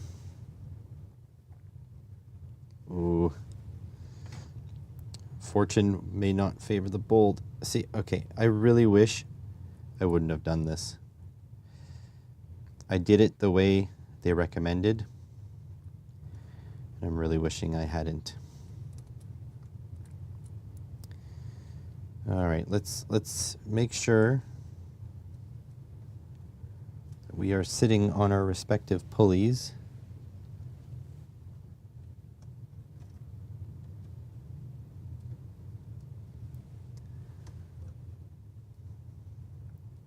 Graham cracker crust, yes, but okay. So graham cracker crust makes sense for sweet pies.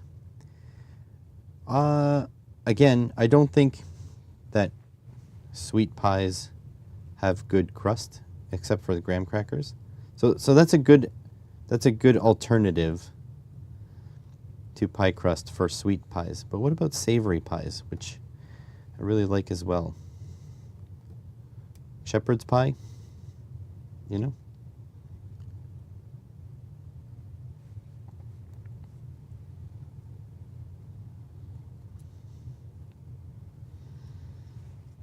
So I really, really wish I hadn't cut these.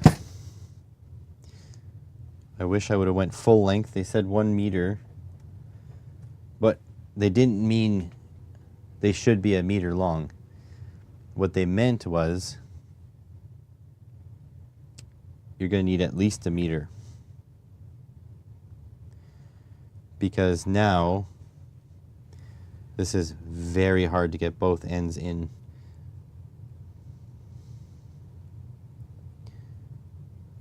Very, very hard.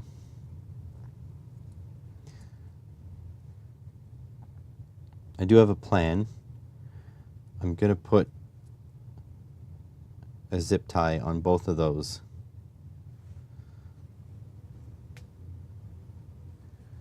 Graham cracker crust? Yeah, graham cracker crust is for things like key lime pie. I just did something incredibly stupid. I hit my tooth with my mug. Key lime pie, lemon meringue pie, pudding pie, stuff like that.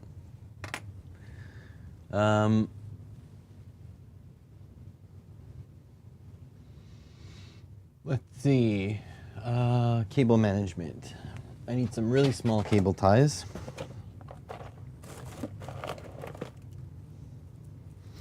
These ones come from another maker.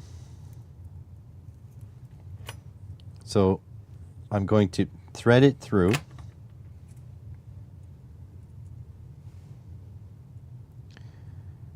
Like so, and put a cable tie on it so it doesn't slip, and then we can thread the other one through. I'm trying it. Or maybe I can even fold it on itself.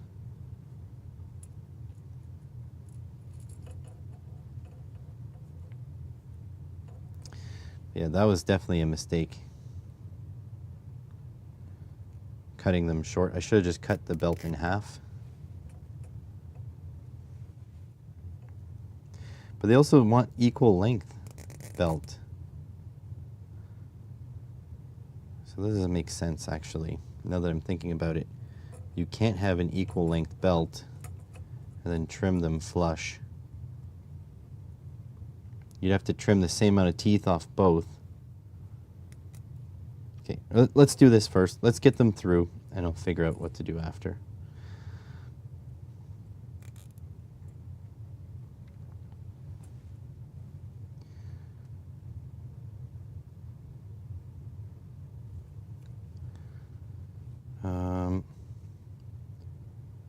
Dislike the handle, another maker. Yeah, he explained in my podcast why he made that handle.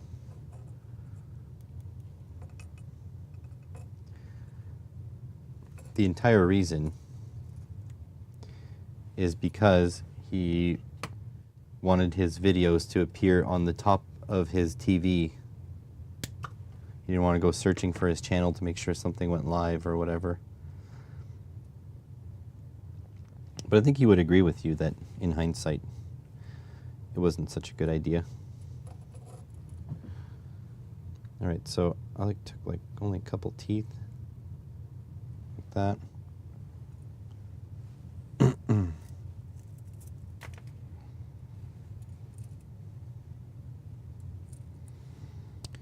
This is definitely a finicky part.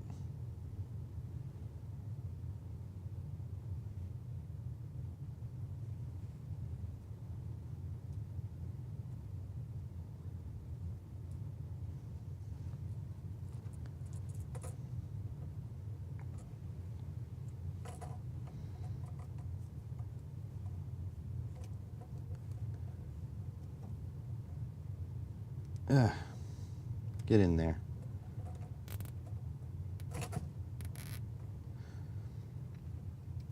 I love how the British invent the name Graham and then want nothing to do with the crackers.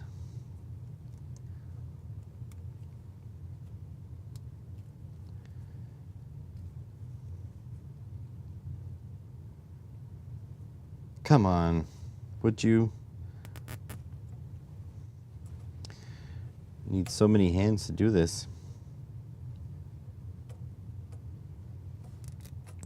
I hope you folks are appreciating my struggle here.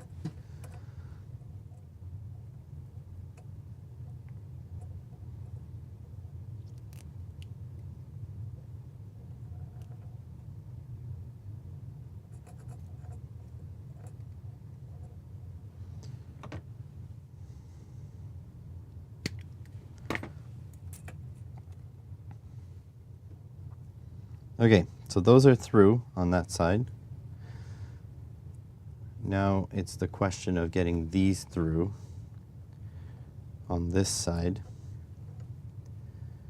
And it just feels like we might have too much tension to do that. Oh, this one's through.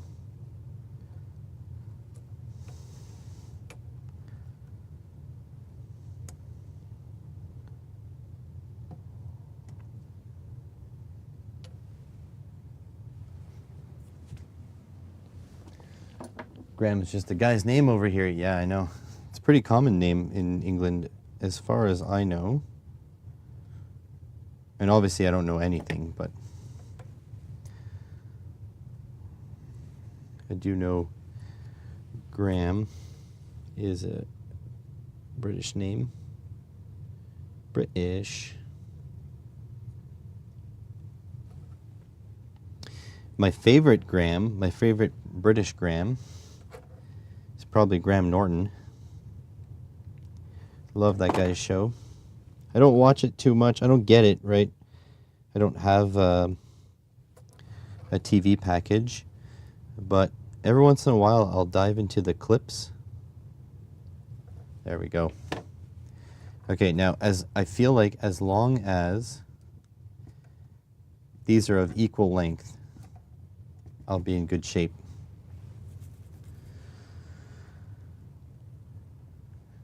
That was not fun. That was probably the worst part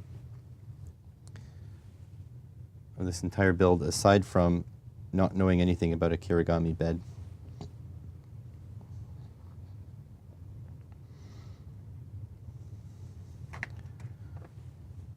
That looks nice.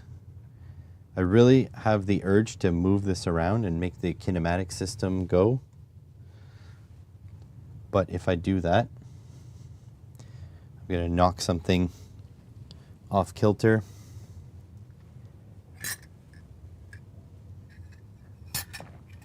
And the belts will recede. You know, about 6 grams. There we go. 6 grams sounds like a good weekend. Boom, boom.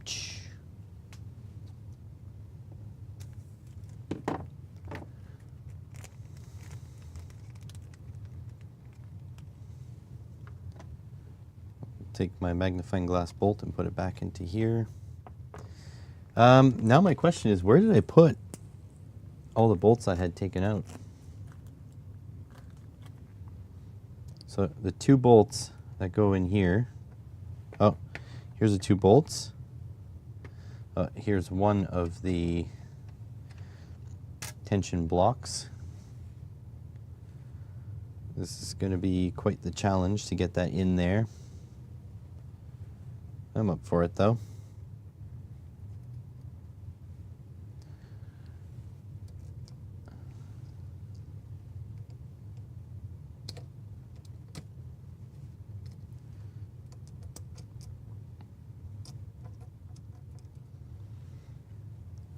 I need a cup of tea after watching you do that. It was nerve-wracking. Well, imagine me. I had to actually do it. But yes, have your cup of tea. Go on then. Keep your secrets. Nope. So now the challenging part is to put... Oh, here. Maybe I could do it like that. Oh, yes. Yes, I can. Gotta do this without losing my progress.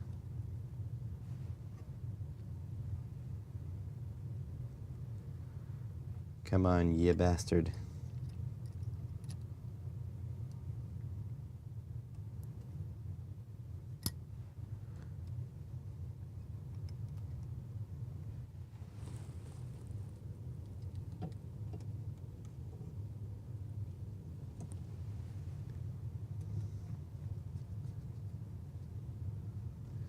That definitely cross-threaded.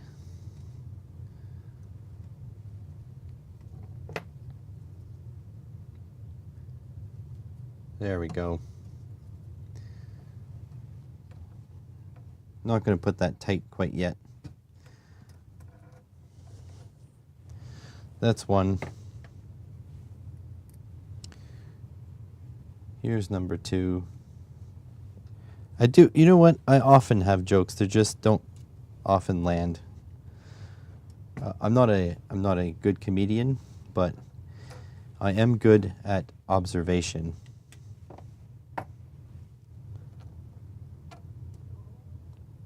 Oh, my stomach is growling. It doesn't appreciate that I'm either incidentally or purposely fasting. Whatever is going on here.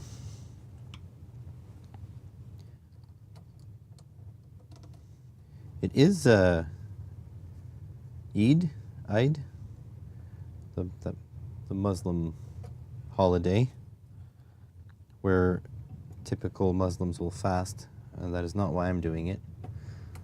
I'm doing it because I'm fat. Big difference.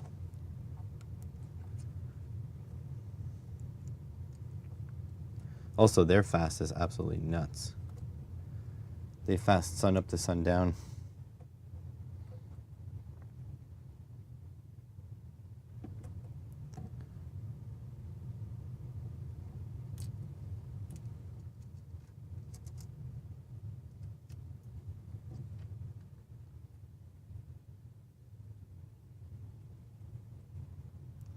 I think I got it, folks. Let's just snip the cable ties. I would like to get equal lengths out.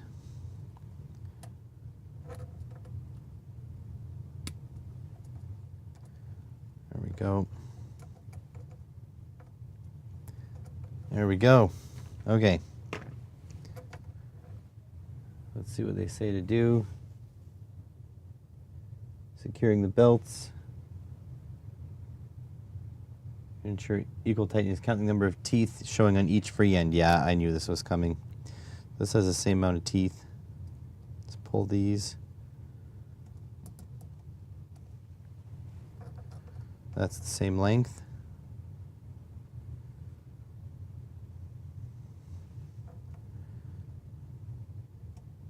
Two. And two. Make sure all the belts are sitting in their path.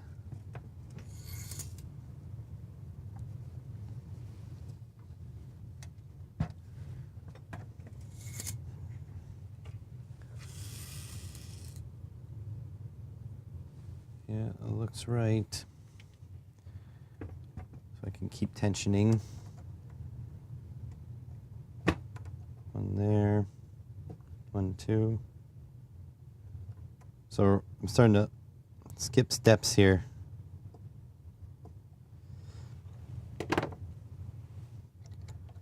Might be getting at the very end of what's possible without the tension knobs.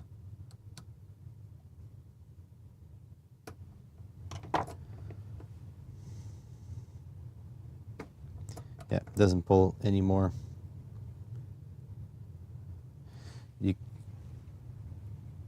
What I might do is tighten up this side nice and tight, and then loosen up this side and see if I can pull a little bit more through. Oh, that's tight.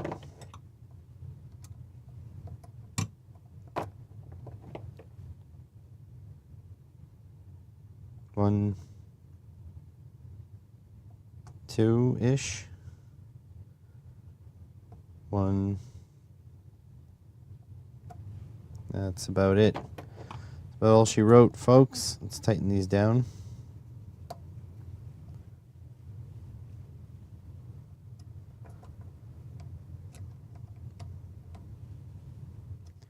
There we go. That's about as tight as it's going to go. Okay.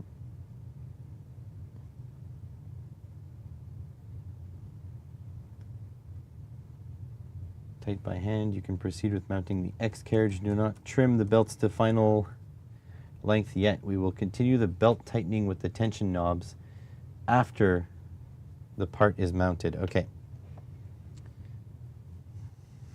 But, ooh, yeah. Seems nice. Does run smooth. Quite a bit of tension on them already.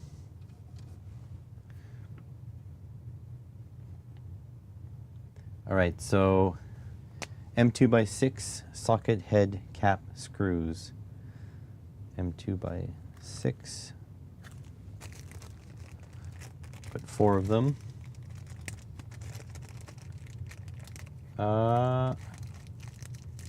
Thread locker on these. Okay. Got that.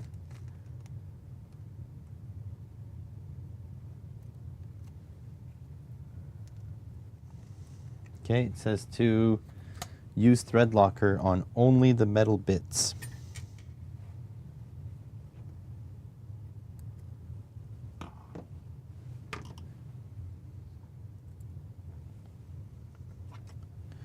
So here's our thread lock compound. I'm going to put a dab on this plastic. I don't use sugar. Well, okay. Look, I'm not a saint. When I go out to work, that's when I go out to work, that's when I treat myself to a McDonald's coffee that will have sugar and cream in it. That's kind of like my personal incentive to go out and go to work so I can have my coffee. However, at home, since I drink so much coffee, because I always have to be eating, so coffee instead of eating, I use sweetener, artificial sweetener.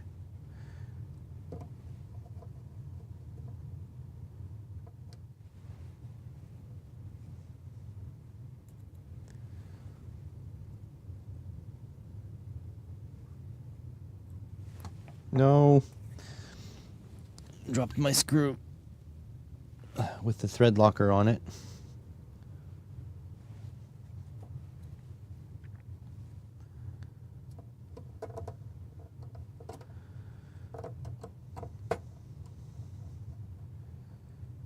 Had chai tea in India. What a difference. Interesting. Real sugar? Yeah.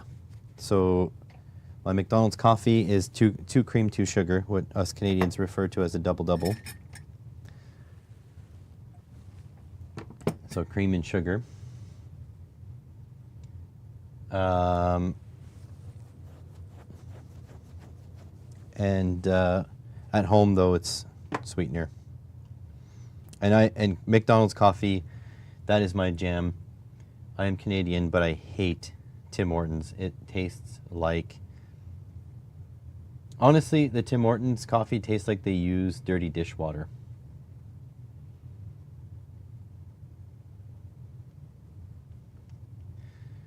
Okay. So you move this back to there and back to there. Then you want this tuned to 110 hertz.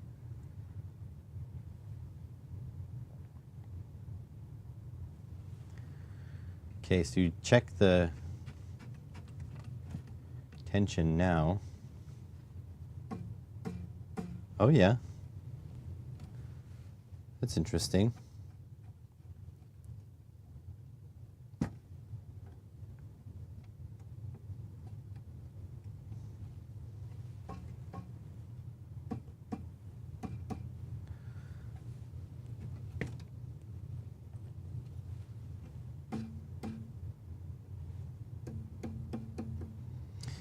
So the cream and sugar is tuned to your size of cup. So it's the same mix whether you have a small, medium, or large cup. All right, so let's get a tuning app.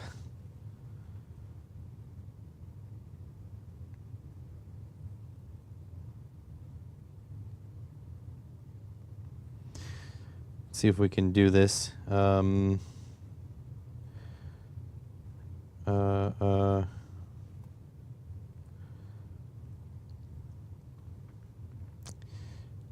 Play Store? Play Store.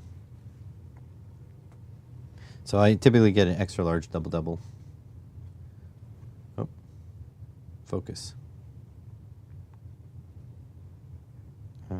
Tuning.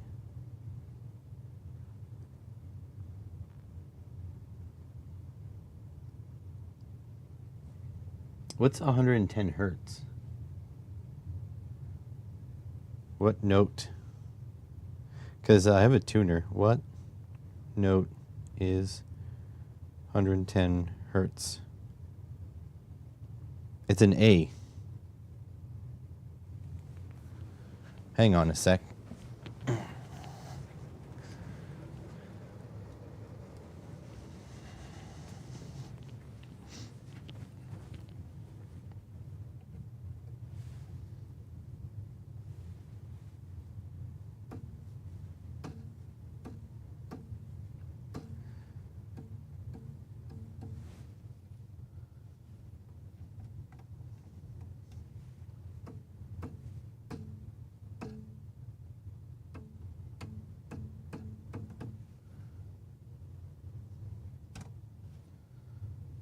Oh, a little awkward to get to the.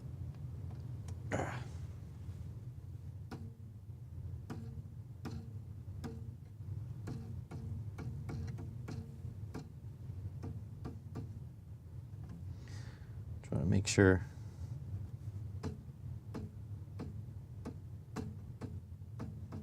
It's not sensitive enough. It doesn't resonate enough.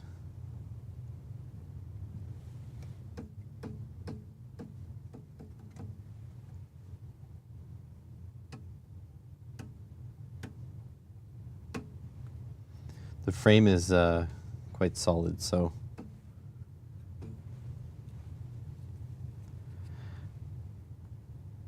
let's check this side.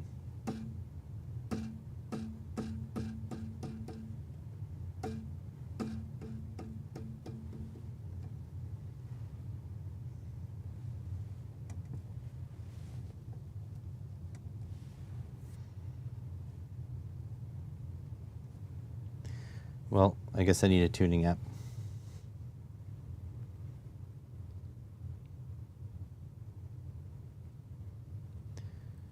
All right, let's install a tuning app.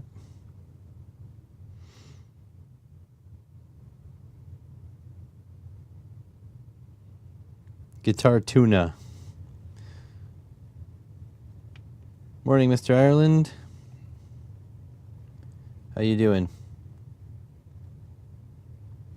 Open. So we're looking for 110 hertz. Yep. Yep. Get started.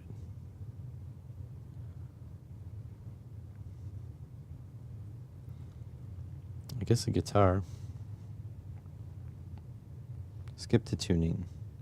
Continue only while using the app.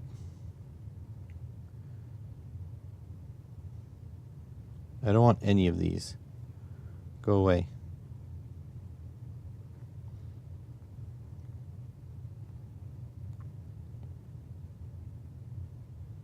I want none.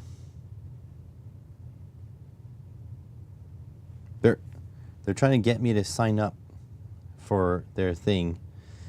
It's 7 days free, and then you do whatever. But oh, there's the X. There you go. Go away. All right.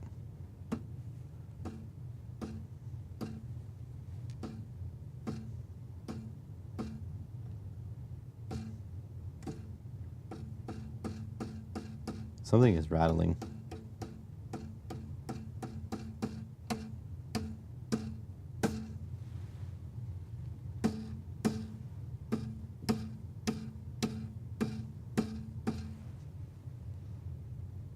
Okay, manual mode, A.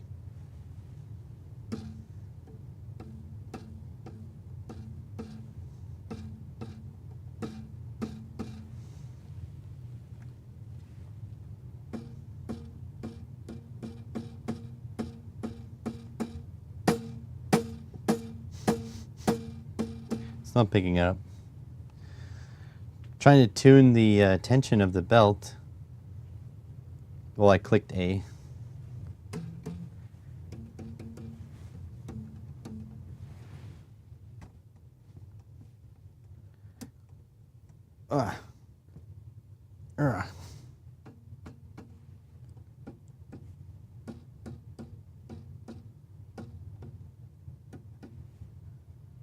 Something is rattling. There we go.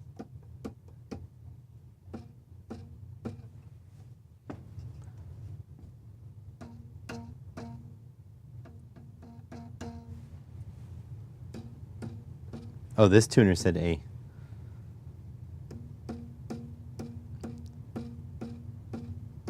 Something is rattling.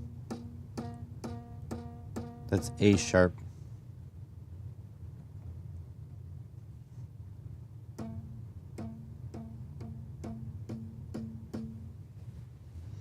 It's really hard to get the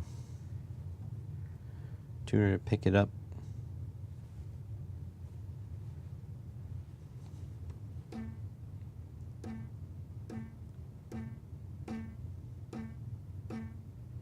Okay, that says A actually.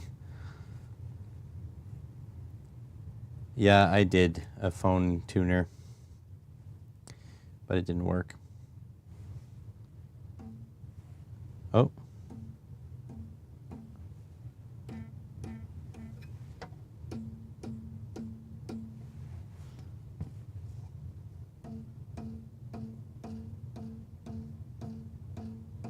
They're both A. So let's just confirm. They both touch the back at the same time, so tension should be the same. Okay. Uh-huh.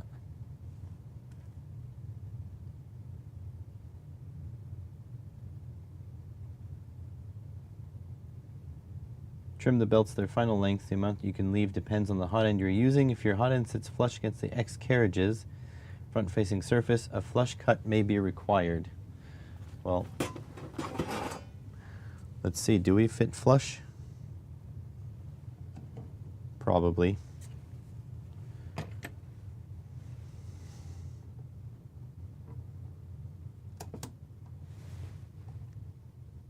There we go. Cut. Cut. No going back now. If we want any more of this, we'll have to buy some more.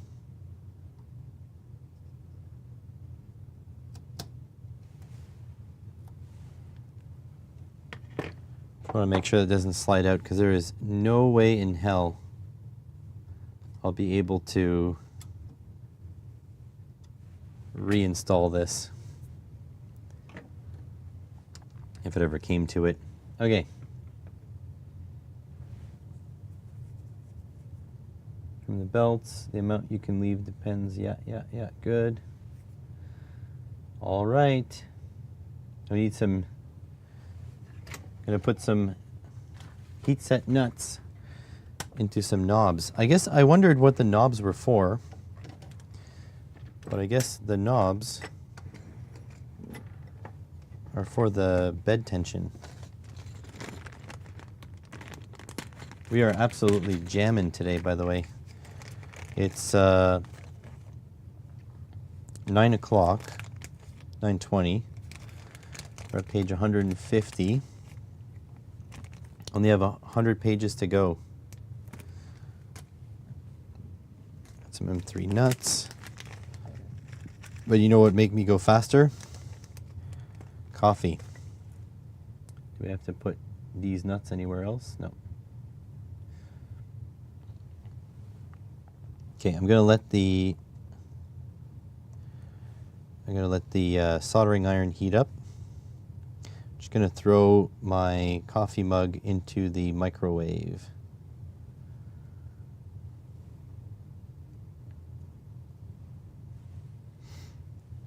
Yeah, get some coffee. Well, you guys are coming with me because I'm mic'd up. And I'm just throwing it into the microwave, so it's going to be short. I should put a coffee maker on my Amazon wish list.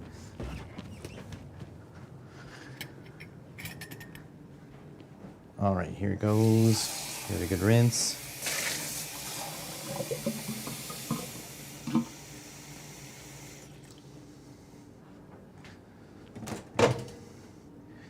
Into the microwave you go. Smells like oatmeal in there.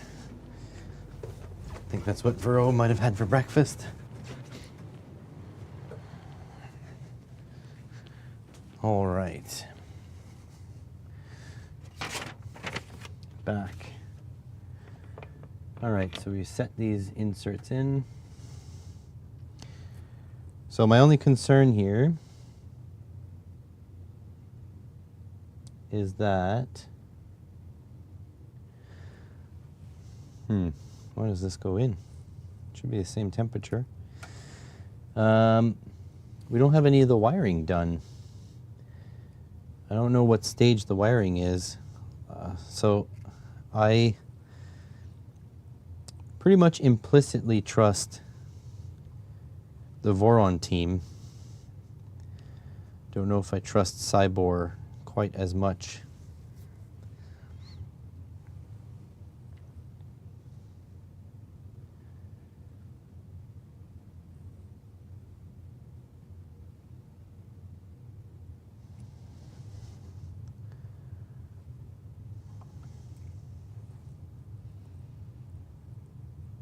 I don't know what's up with this these white plastic pieces, but they feel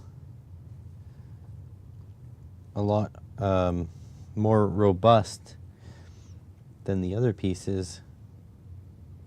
I wonder if this stuff was the ABS Plus stuff, like the blend, and this white stuff is actually pure ABS. It seems a lot harder to put the heat sets in here, but there we are. Okay, build plate.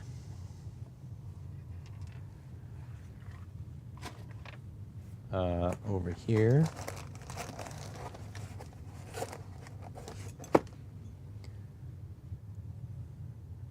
Okay, so the front is here. Counterbores go on the top. Okay. Put the magnetic sheet on. This is nice though. I don't need that much space. Oh, that's the that's my coffee. I'm gonna put this on first.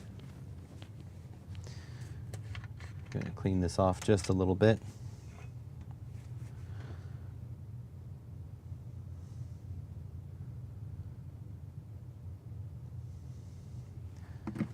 There we go. Clean off all the finger oils and stuff.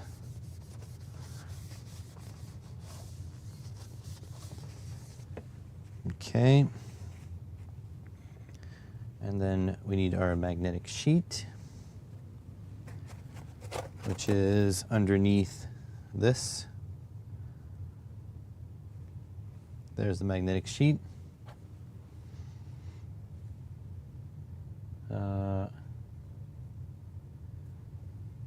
Oh, there are no holes in the magnetic sheet. We're going to have to cut them.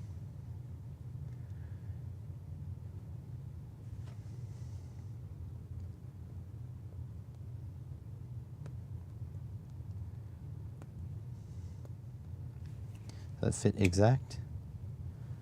Yeah, pretty much exactly.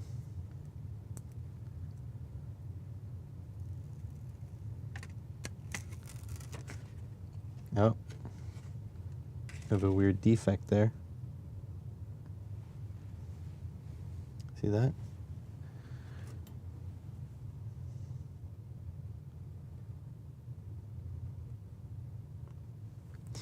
Somebody in the factory dropped something on it.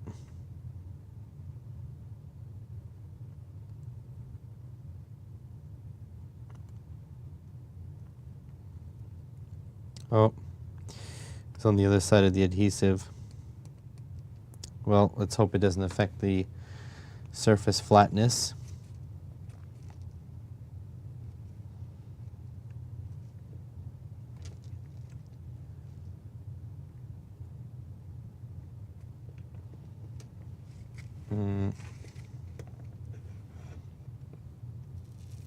No, that's on there.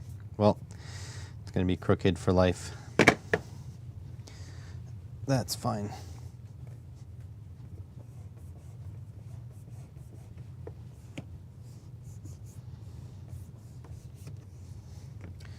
I have to go with a knife and cut the bores and everything out of it.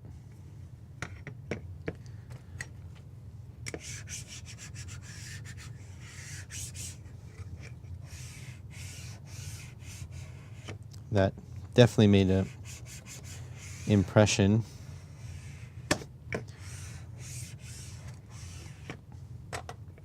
All right, back with the coffee again. Here we go.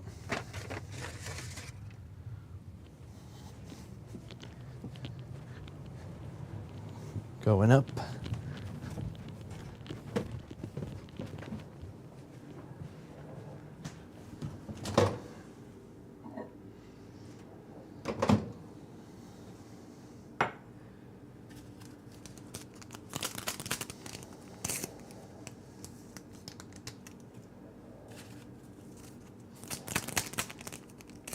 Two sweeteners, and then a big heaping tablespoon of instant coffee, because I'm not fancy.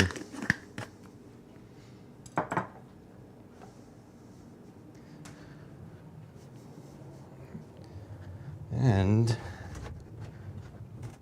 back down to you. Thankfully, I have a small house. Don't have to go far. All right. So that's done. So it's sad that the magnetic sheet does not have holes.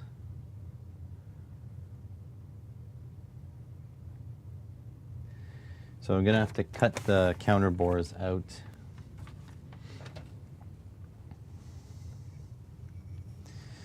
So that means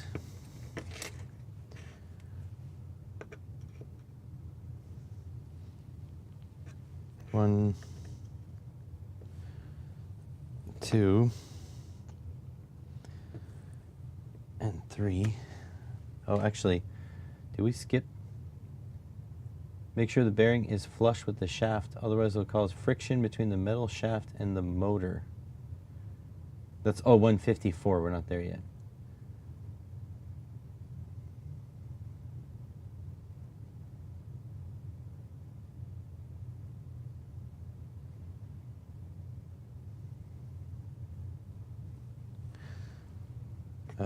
drill bit. No, I don't think that's necessary. Maybe. I just don't want to open up these holes, you know? But there's also a counter bore, so let's see.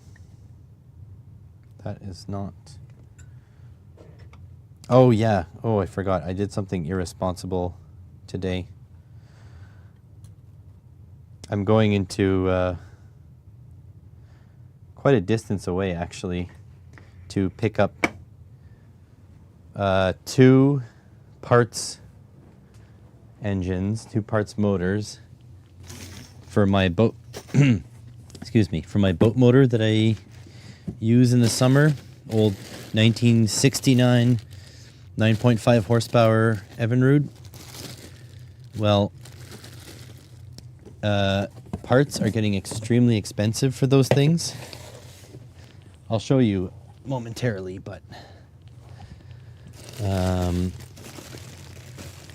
anyways, I need a couple parts for my motor, and then I saw that just a couple of the parts that I need is $150 Canadian. So like these 3 tiny little parts are $150 Canadian. I went looking on the classifieds website, Kijiji, here in Canada. That's what we use. And I found 2 complete, pretty much, parts motors. He says that one of them ran last year, but it needs parts from the other one. So he says you can combine both to make one good working one. But anyways, he wants $80 for both motors. So I'm gonna go pick that up. Where the hell are my... I have like pokey bits. I have like these back probe needles that I use. I can't find any right now. Everything is kind of strewn about though. So I've been in production mode for a little bit.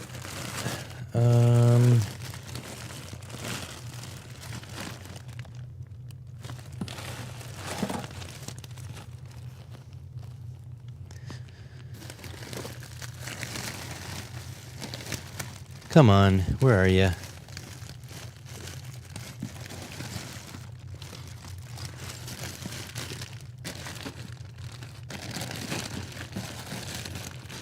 So yeah, anyways, instead of working today, I'm basically going to take a over 2-hour journey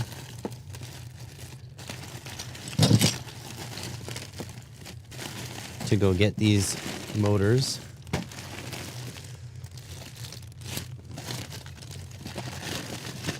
And then I guess when I get back, I'm going to have to work on my YouTube channel a bit.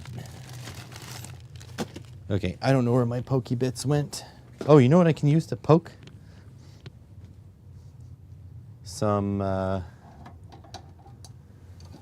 test leads. Yeah, so it is a bargain. It is a bargain.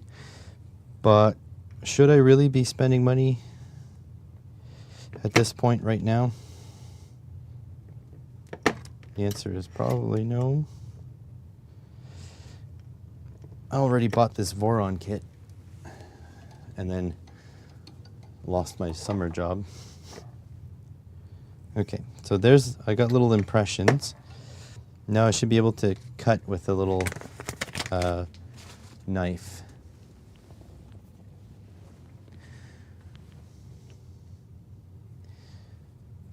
So yeah, it's that thing, right? I said I do want to spend more time in the outdoors. Oh, I'm making a dog's breakfast. I need to get new blades. Probably not, no. I probably will never see a deal like that ever again. But that's my problem though. I keep doing that. Keep going like, well, oh, that's a good deal. Gotta do it. Oh.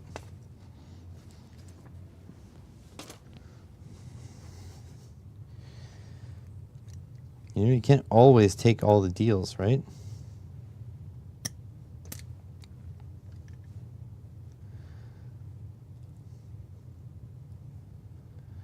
All right, so that blade will have to be gotten rid of.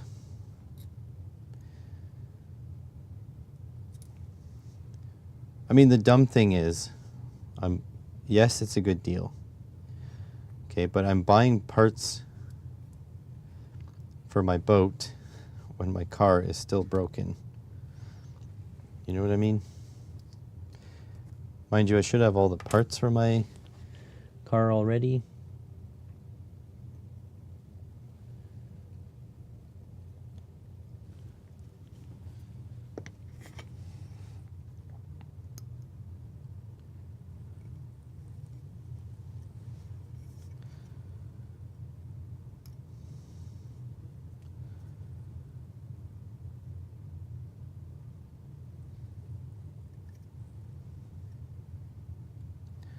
House full of real reels. Yeah, bargains. Yeah.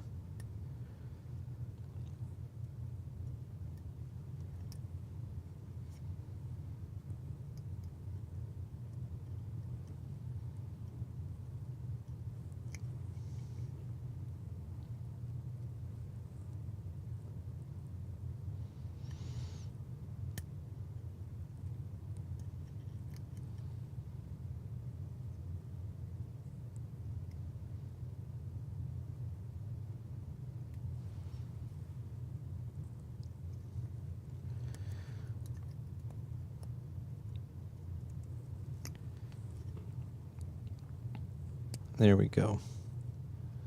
Got to be careful. This knife is now much sharper than I'm used to.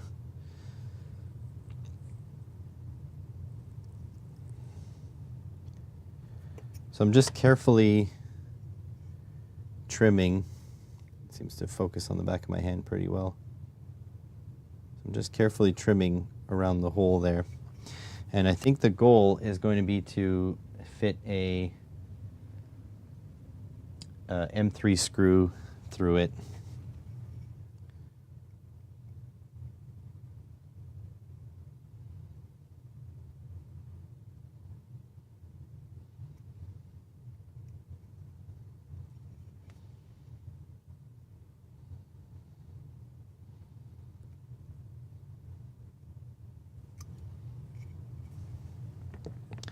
I'm going to try my best not to impale myself on stream as well.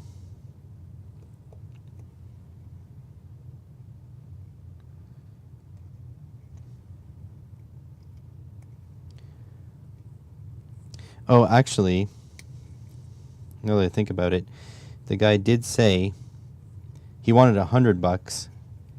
I offered him 50. He said 80 is the lowest he'll go because he's including some ignition coils that he paid $80 for. I gotta be careful here. I'm eating the aluminum. So I believe he paid $80 for the ignition coils. But that doesn't mean I would have paid $80 for the ignition coils. But I mean, you know, whatever.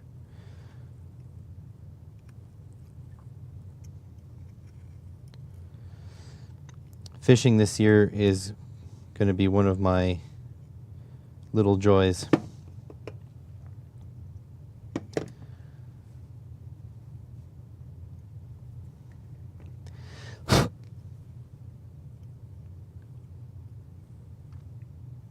So I'm gonna take it at that.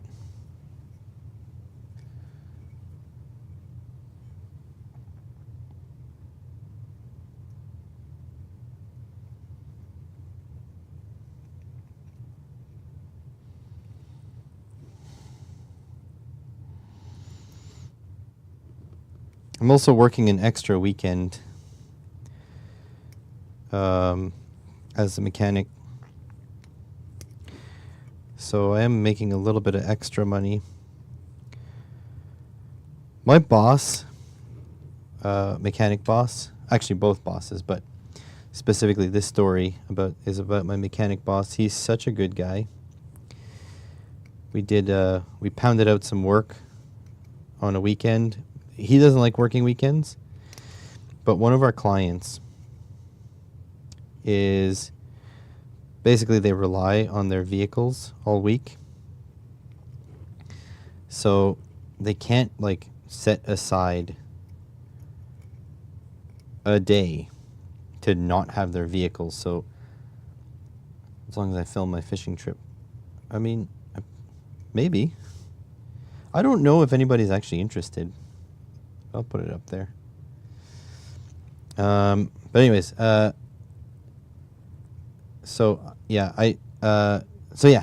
he relies on his fleet. He has a fleet. This client, he's got like, I don't know, 30 cars, vehicles, cars, trucks, SUVs. And so every year, we have to swap the summer tires and the winter tires twice a year. And so we do it on the weekend because he can't have all his cars tied up. So last time I did this, we went through all the cars. He paid, my boss pays me well. Like, it's not, I mean, it's good for a mechanic around these parts, but like, I'd still make more money as a plumber. Anyways, that's a story for another day. But anyways, he pays me well. But at the end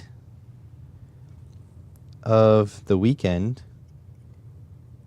he just snuck like $200 into my car before we left. So there it is, trimmed, and trimmed. He just put like $200 on the gauge cluster, and then, and then went, see ya, and then left.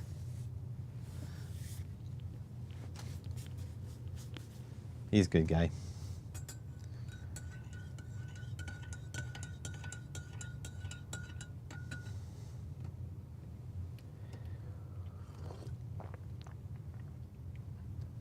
It's all, he keeps calling it all employee perks. Actually, on that front, he lent me an engine stand. So I have somewhere to put the transmission when I'm gonna be working on it, over in that room over there. So yeah, he says I don't need the engine stand anymore. I don't drive a Subaru anymore, which is really funny. If you're a car guy, it makes a lot of sense. So yeah. All right, next step. Clean the plate with isopropyl. Oh, I guess I just put the isopropanol away. And we're going to install the heater.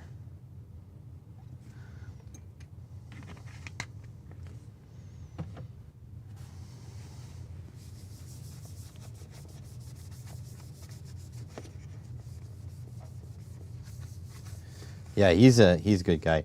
So my college boss doesn't own the college, right? He just runs my department. So he's a really good guy, and he shows it in a different way. Like, he goes to bat. Like, I was only supposed to have 6 hours per week, but he fought for me, and now I have 10. So, yeah. Just to show you, like, the type of people I work with. All right, so this is the heater pad. Just see, okay, it does clear everything. It has a 125C fuse here, which is a little nuts because it doesn't seem replaceable. So make sure the wires come out this way. That makes sense, sort of this way. Clean the plate. Sealing the edges with RTV silicone is recommended by some manufacturers. Center it underside the build plate. Make sure to firmly press it onto the build plate. Let's see if we can just about center it.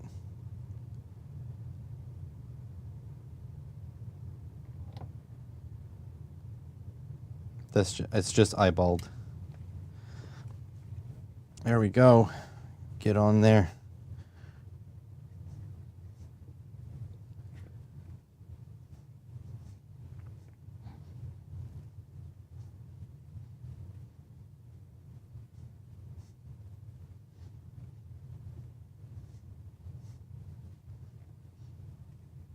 Press that down as much as we can.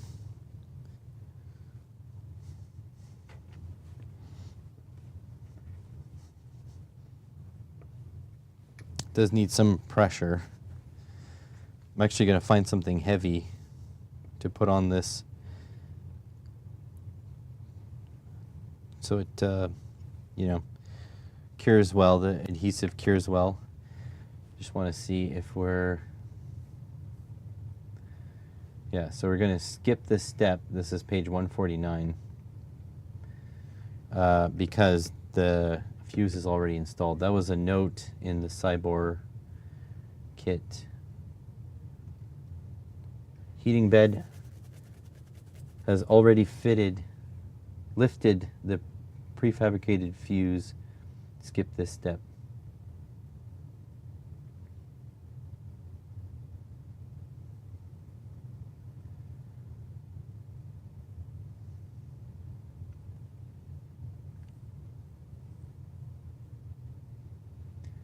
Okay, so we need, if you have a kit that includes a different bed frame than the stock one, you may need to alter the screw lengths. Thanks. I don't know which ones the Kirigami uses. God damn, this is so complicated. We also have a harness that we have to run to here. Which harness? I have no freaking clue. This bed is haunting me.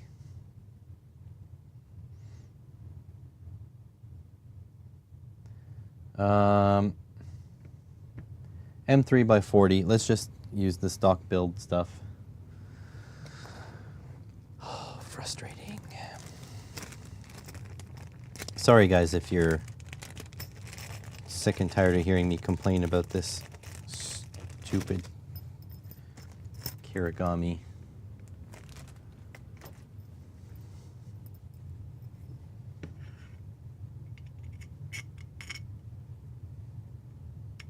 I feel like these bolts are going to be way too long.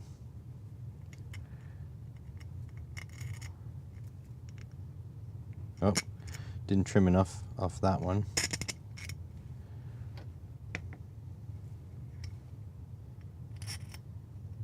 Nor that one. Okay. Do some more trim.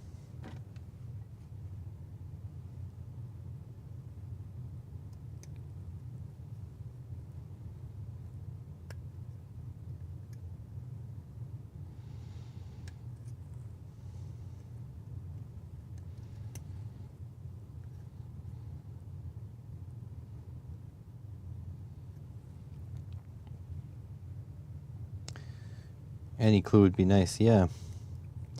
The Kirigami bed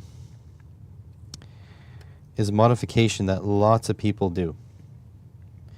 So it's good that it's included, but nobody made instructions for it.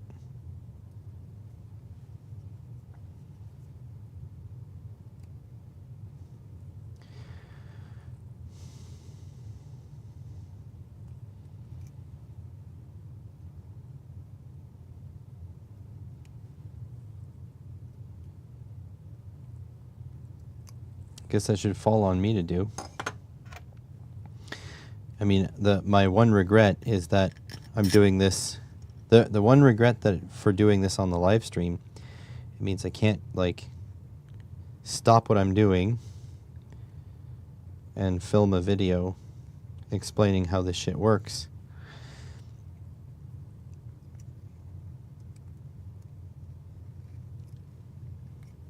we go. And now it's too late because it's assembled. I'll have to try to do something without the visuals. There we go. Now they're all through.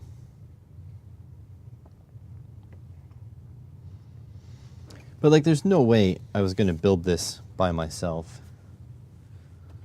Like without you guys here. Okay. Hex nut, then washer.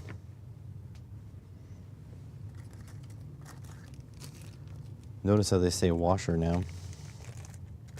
They were shims earlier, apparently.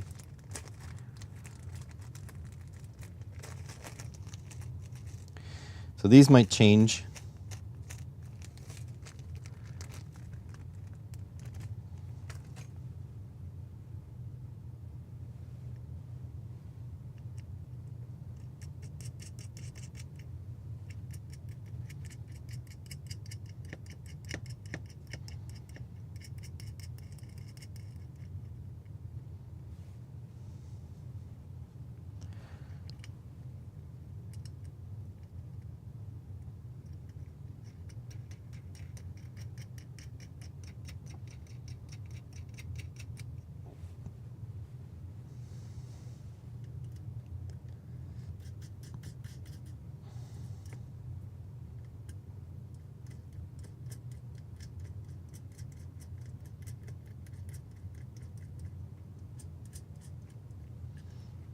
I don't know how tight you're supposed to put these down. I'll figure out in the next step.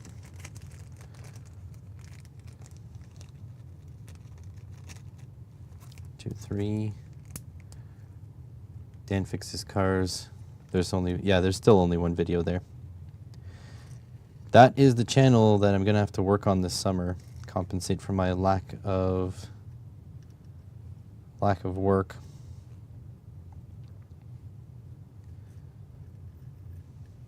But yeah, I've been saying that for a while, so I don't blame anyone for not. Fully tighten the nuts, prevent the screws from rotating. You can add thread locker, a small amount of super glue to these nuts. The goal is for the screws to not rotate at all after the nut is tightened. So, I don't think I'm going to put super glue or Loctite. And the reason why is I don't even know what size these screws are supposed to be.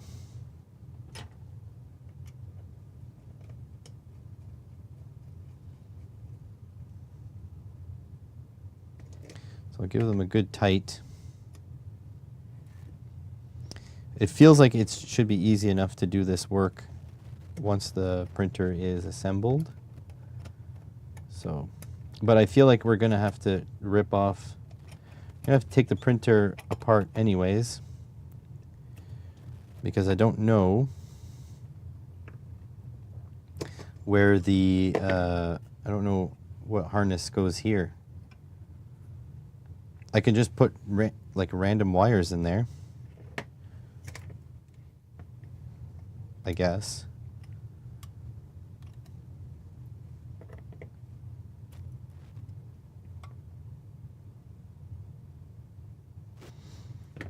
MT, are you subscribed to SE Con Dairy, my secondary channel?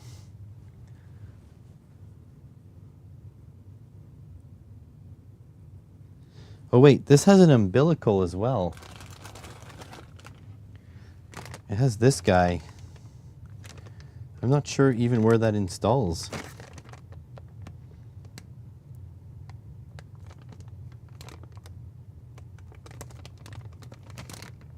I have no idea.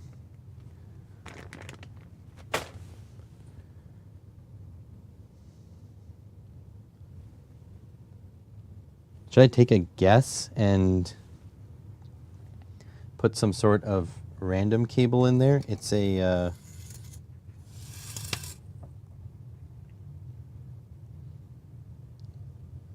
it's a 3-pin. It's a 3-pin cable. But my question is, does it go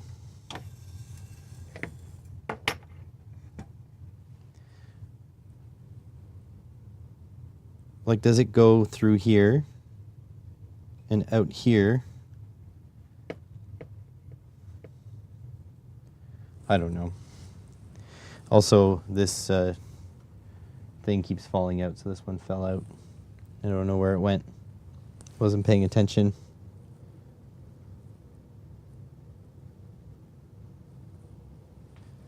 Oh, here it is. I don't want to step on it and squish it.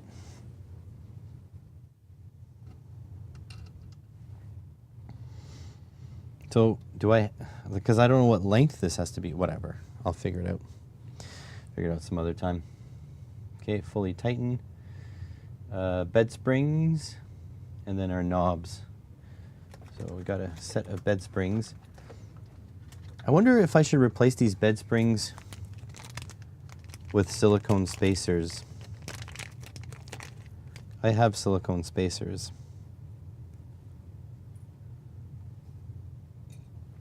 Should probably install the kit as spec'd and then do modifications after.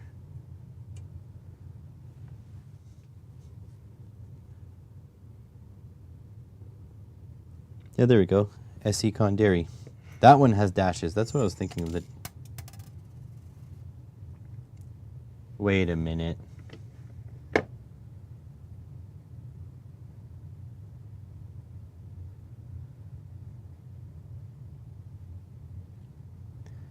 Why do the washers go on the top? Do the washers sit on top of here?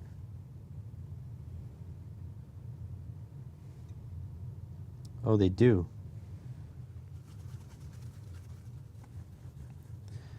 That's weird.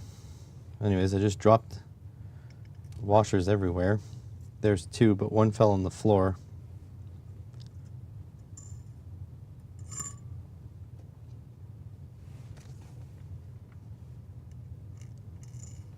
There's two. Can I see the floor washer? That could have went anywhere.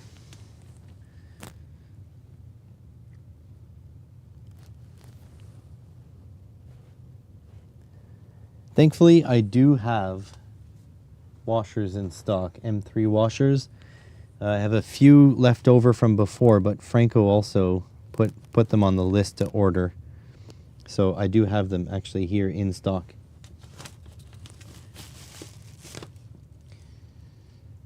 Well, it's gone forever. Hopefully they gave me a few extras. I think this is the first piece that is gone forever.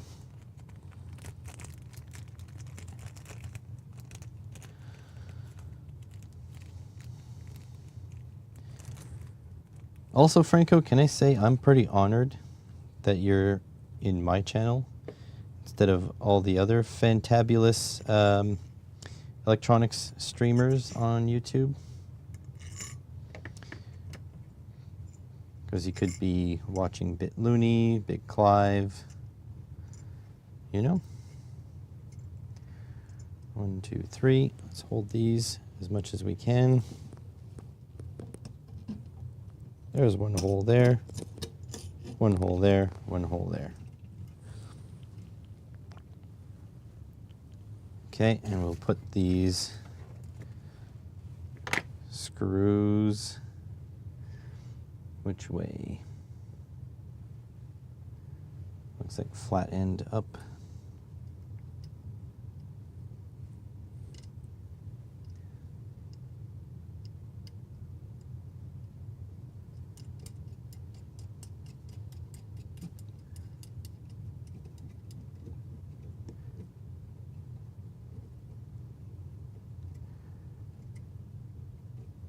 Okay, definitely already don't like these knobs. Might have to replace these.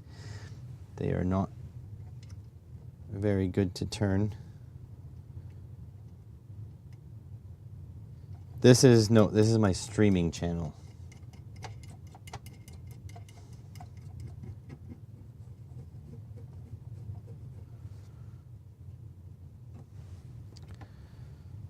No, my second channel is SE Conderi, the link that Franco posted.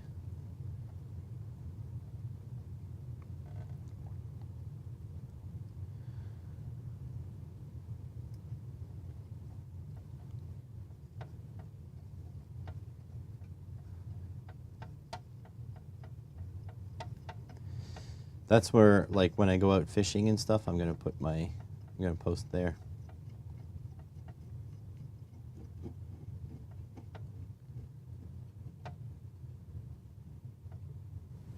Yeah, so these are quite long. Let's see, if I spin this all the way down, does it hit the bottom? Oh, there's where the missing washer went. Right there. So we didn't lose a single part yet.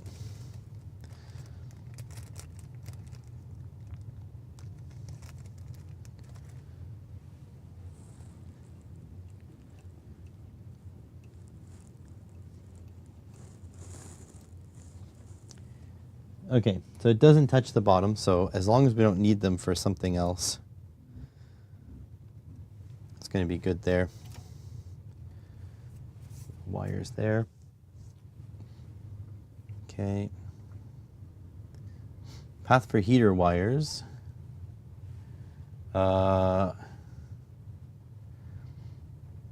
This is for the original only.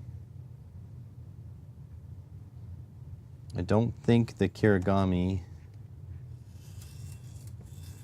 has a path.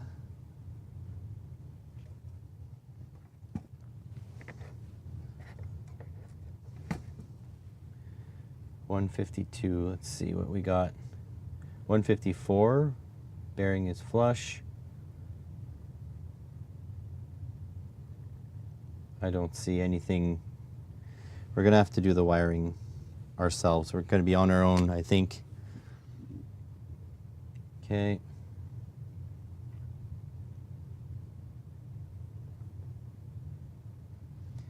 Okay, we're gonna put our chain on now.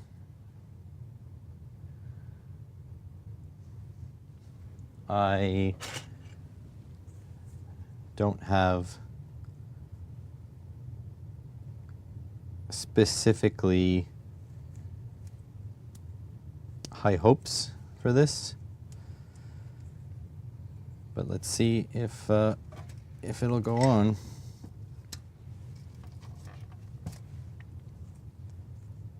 You guys won't be able to see that.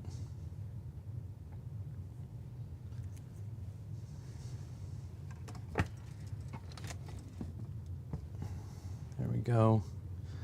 Yeah, you guys won't be able to see that. Maybe if I move it this way, you guys might be able to just peek over the edge. Like this. Almost.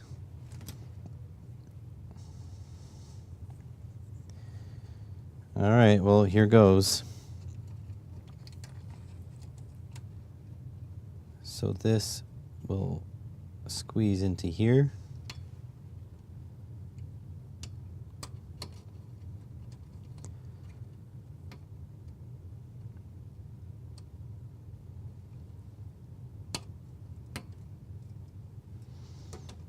And then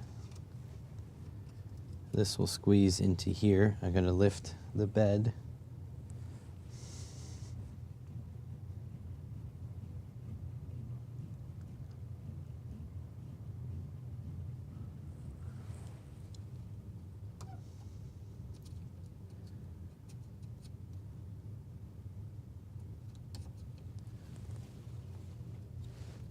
Come on, get in there.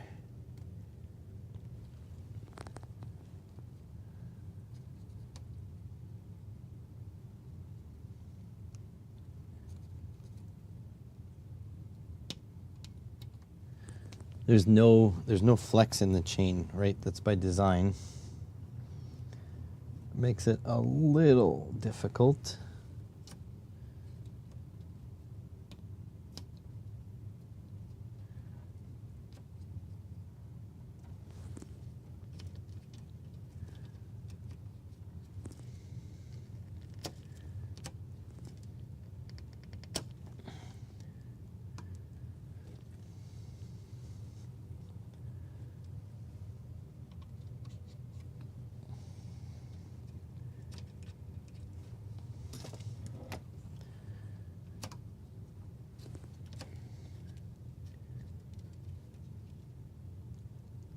Come on. Need a little bit of wiggle, wiggle, wiggle, wiggle, wiggle. Yeah. Do the wiggle dance.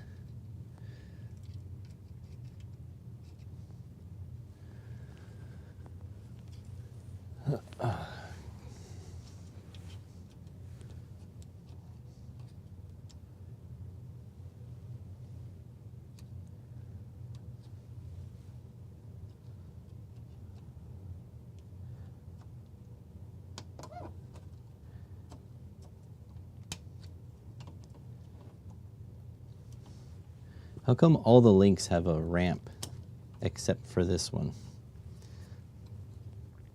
All the links have like a an easy way up and over, but this one does not. And you really can't give it a good wiggle because it doesn't bend that way.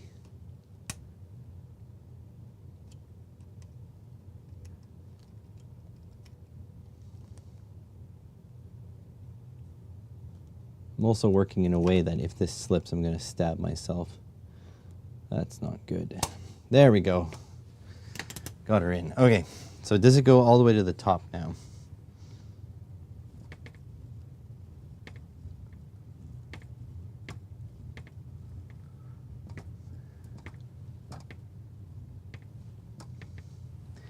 So it's jammed there. Is that the top though?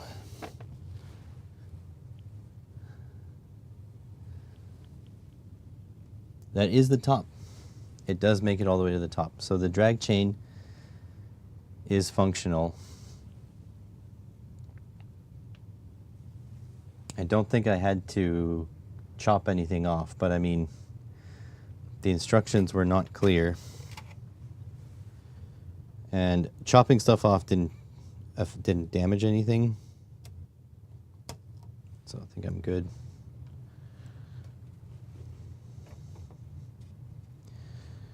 Geez, what a process.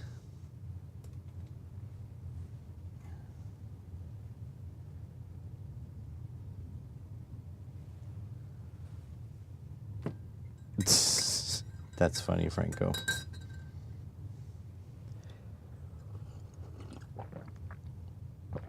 Maybe she wanted to see what you were watching on YouTube.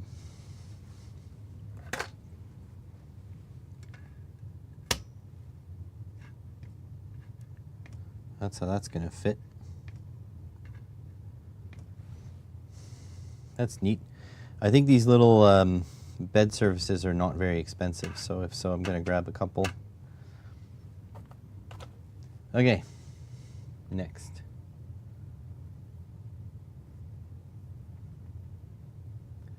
Mind the gap. The chain must not extend past, yeah, okay, it's good. We're good. Leave room for the gantry to pass over the top. Yeah. Oh, this is stiff. Yeah, I think we're good. All right, print head. All right, here we go. So I can actually move this to the side now. Not that it's really important, actually, because we've got lots of room now that I moved you guys all the way back. So I'm going to turn on the heat set insert machine. I'm going to put back these things where they go. There, nuts there. Washers, not shims. Over there. And we do have our heat set inserts here, and we need our print head here.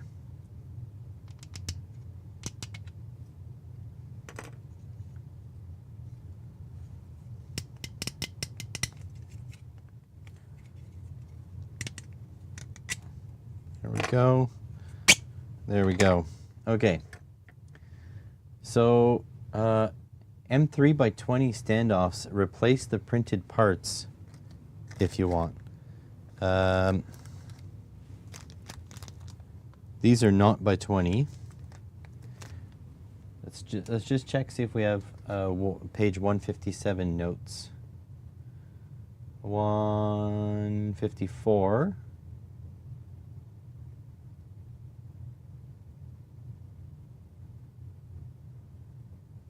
No.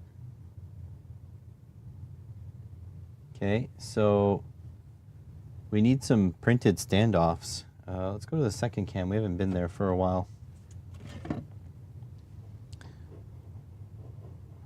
Oh. Second cam. Hang on, I got a Discord notification. Oh, it's from not someone I want to deal with just now. Just someone on my subscriber list. Someone on my subscriber list posted a video, so it's not something that I have to deal with. Okay. So 20 mil standoffs. Oh, these are them. Oh, but I got metal ones too. Do I use the metal ones? Let's see if they're 20 mil. Because there's printed ones here too. I'll bring all of them.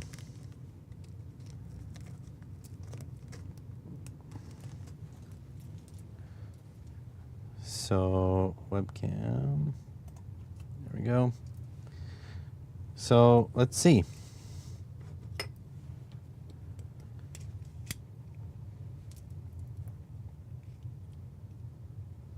That's 20.36, 20 mil-ish. These metal ones, oh, 20 on the dot, 20.00. So I'm going to use the metal ones. Hopefully the metal ones are not needed elsewhere. But yeah, there we go, 20.00 millimeters.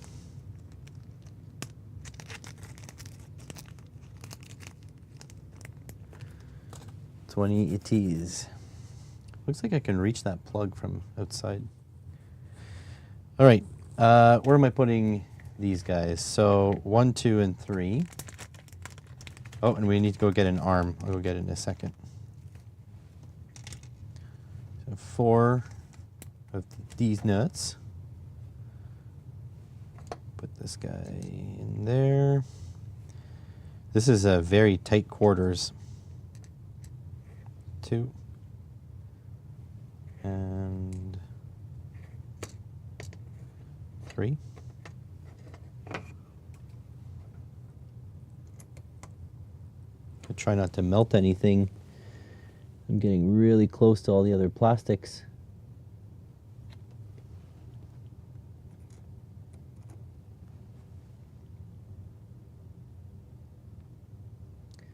Might need a longer kit. 2.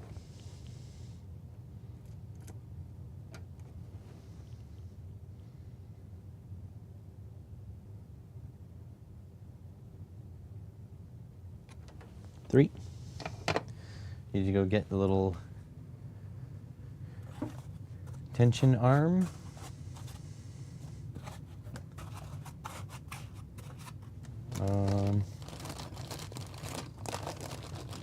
Here it is.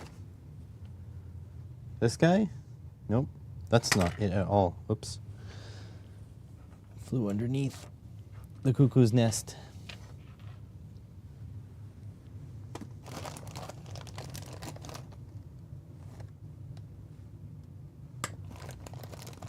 I didn't think I needed to bring you along, but the fact that I can't find it says maybe I should have switched cameras. Uh-oh, am I missing a part? Let's swap the cameras. Second cam.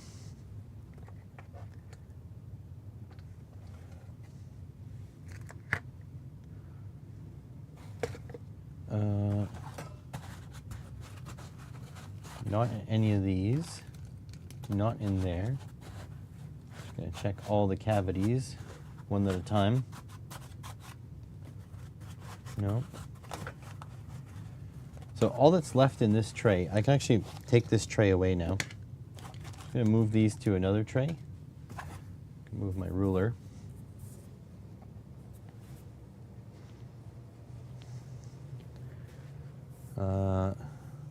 Over there maybe. Because this tray is completely done. Nothing left.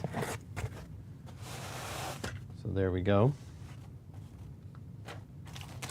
It's not in here, right? I don't think so.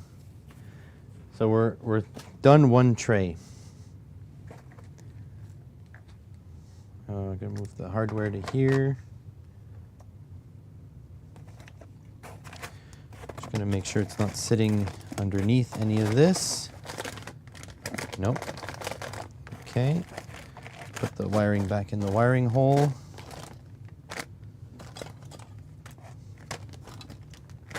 Oh, is this it? Oh, this is it. This is a tiny little thing. I was not expecting it to be that small. That's what she said. All right, back to this. Here we go. Pop that on there. Oh crap, it's already 11:15.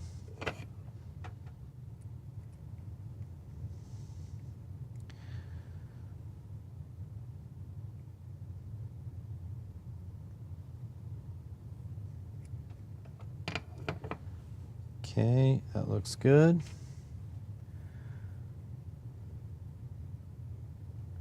Oh, this is supposed to be, okay, these are all accent parts. Okay.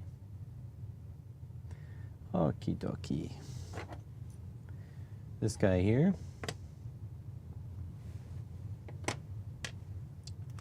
We need 3 more heat sets.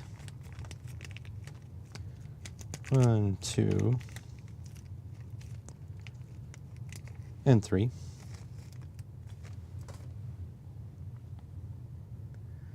We're going to put 1 at the very top, 1 at the very right. This is an awkward one to get to. 1 at the very left.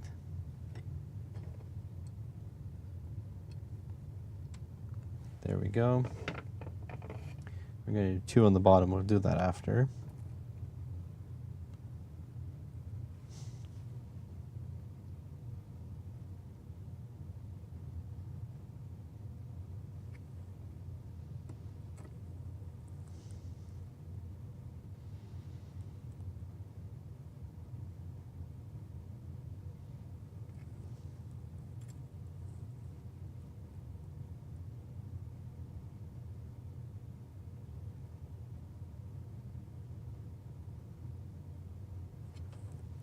There we go. That looks good. We have 2 more to do on the underside.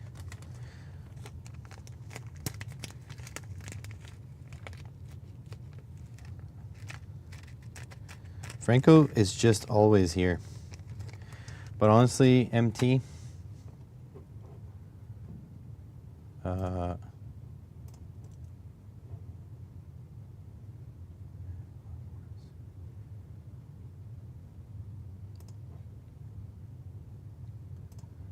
there you go. Rise as a moderator, MT.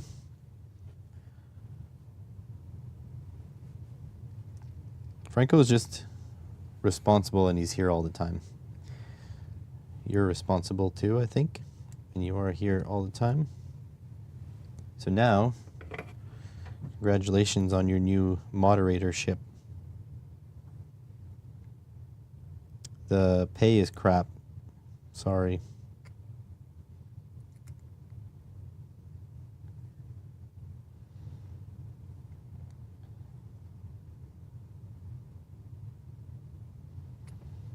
There we go. Heat sets all in. M2 screw through the plastic of the mid-body part. It will be used to adjust the meshing of the BMG gears at a later step. Threading it all the way in at this step will make it easier to access later on. Okay, so M2 by 6. Or was a double increase. Also, if Franco wasn't a mod, he wouldn't be able to link my other channels. Like, he wouldn't be able to put links.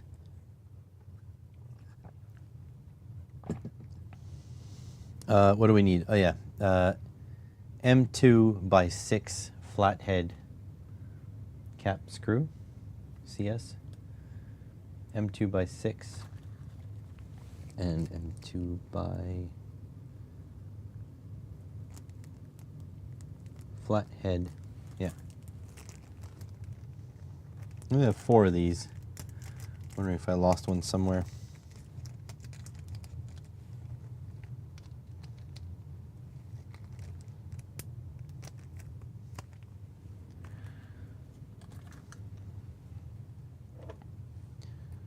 But yeah, Franco is a mod kind of everywhere.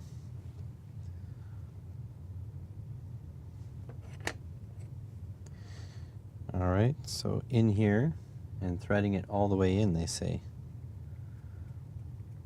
Say no more. This is crazy though. If you think about it, I only used 2 sizes of driver for this entire build so far.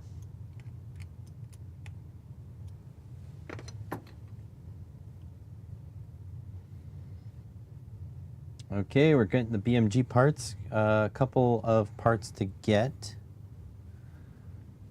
This guy. There is a built-in support to remove, but it seems to be already removed. Okay, and we need the BMG idler assembly. Hopefully that one bearing I robbed isn't going to screw me over. So that one, yeah, that's it. Okay.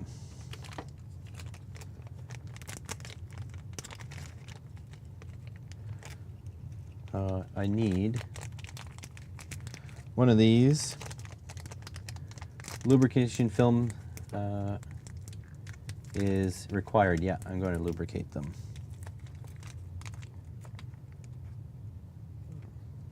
That. Mr. Ireland, how have you been, by the way? I haven't seen you around for a while.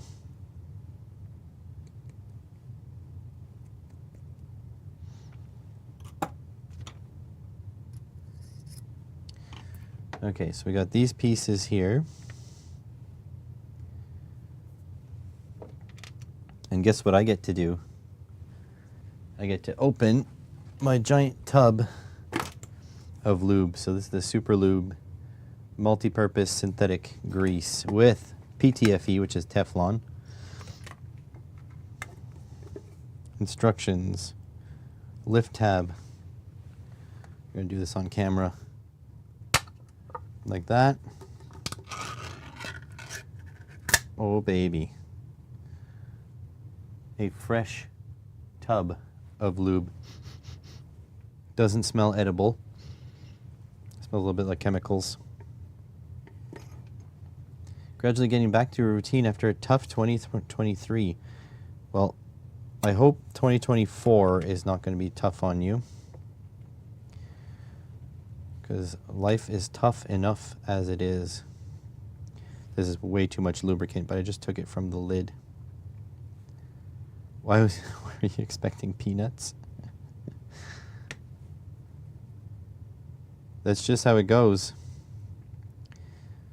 So there we go. I have way too much lube on here. But that's okay.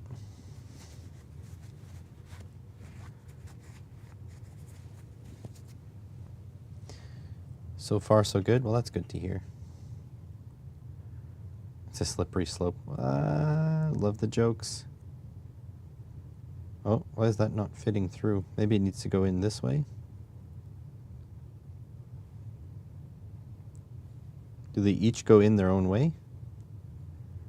Like Fleetwood Mac, you can go your own way. All right, I'm gonna hopefully take the lube off of the filament path.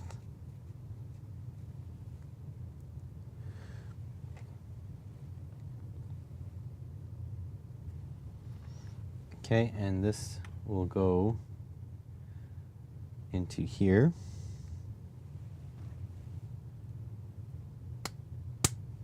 Snaps in. That snaps in. There we go.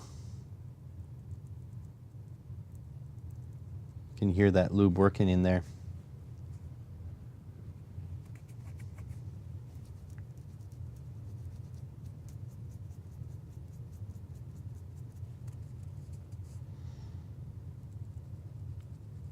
There we go. That is lubricated. We need to add strength with a M2x10 self-tapper. M2x10 self-tapper.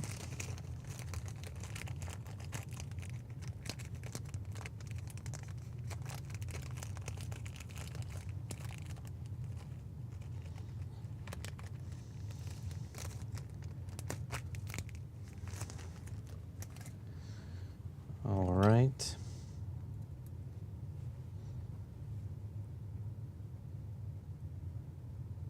Through which way? This way, I think.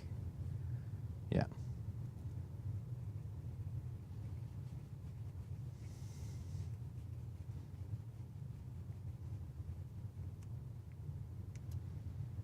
There we go. Check orientation. Larger gear section must be in line. Yep. That's good.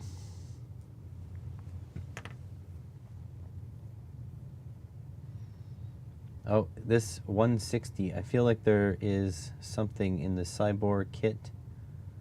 Nope.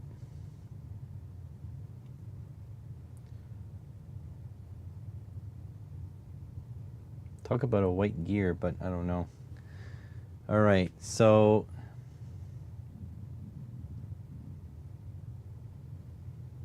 let's get these parts. Honestly, I think this is already done. Here, let's focus on the back of my hand. So that's done already. That part is done. Focus. Focus. Yeah. So that is flush. And now we need another bearing. Oh, this is where the other bearing comes from. Okay, so I think we're okay. Get in there. So that bearing will go there, but not yet.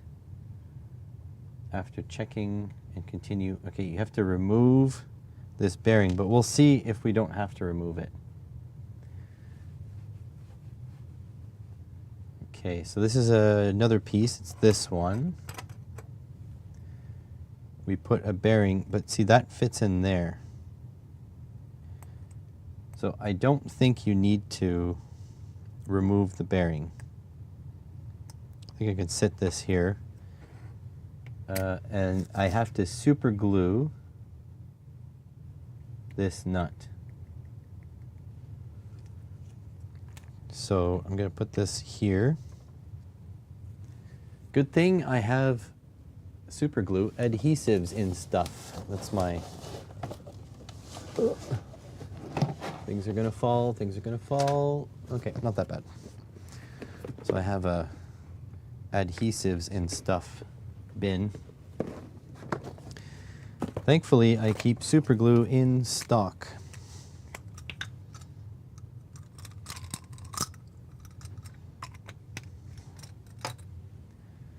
And I also have these little pipettes. So what I do is I'll put a little dab. Oh.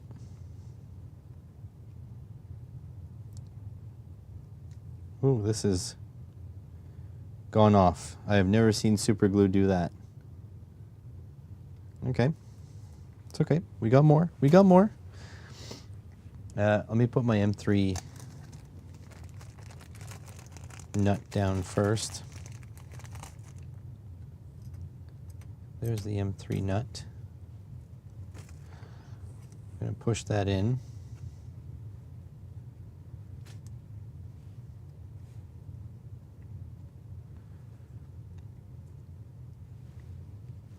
What's up, Franco? Did you get a reaction to that super glue?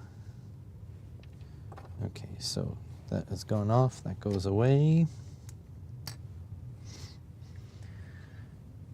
We're going to take another one of these.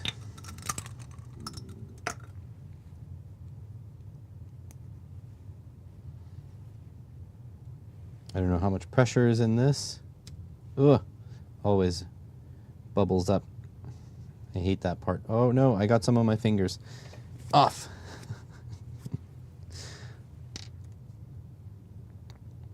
I'm going to put a dab on there. Close this back up.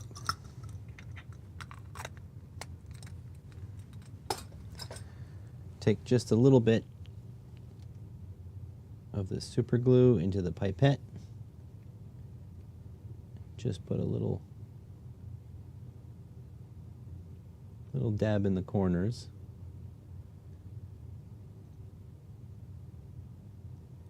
And it'll get pulled in, and I forgot the force that pulls it in, but it will get pulled in. And so that is like the cleanest way you could potentially do. Come on, focus. Super gluing. So I'll let that cure for a little bit. And then the bearing will go on top. That's good. And the other bearing goes into here.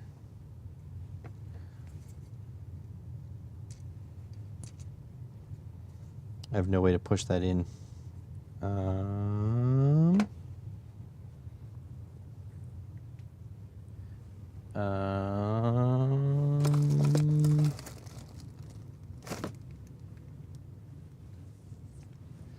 What about those standoffs?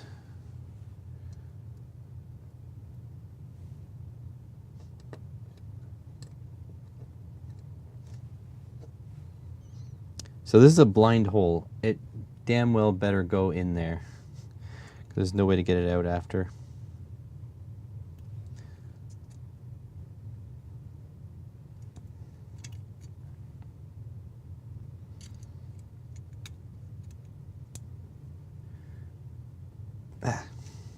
Get in there. I need some strength. Oh, here. Use my screwdriver without a adapter.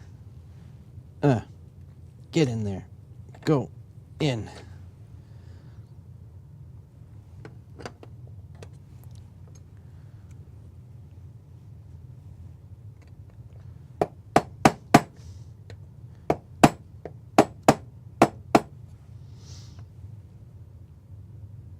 I don't know how far in it needs to go.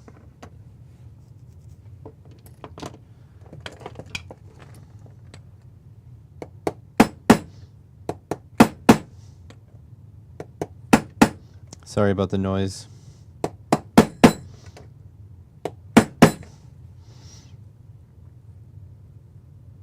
I mean, it's in there.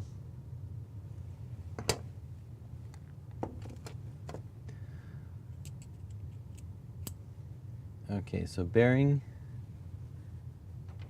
shuttle. Okay, so I have to put the instructions say you put the shuttle in next. So I'm not sure if the shuttle will fit. I mean, does say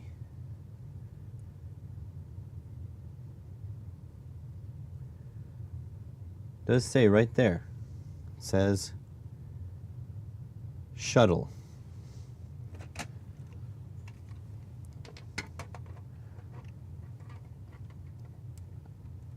I'm really not sure how the shuttle is supposed to go in there.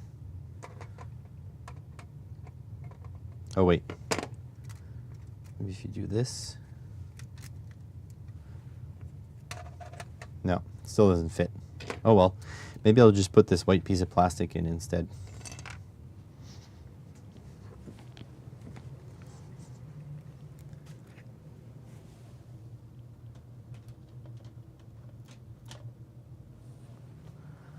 Might be an idea.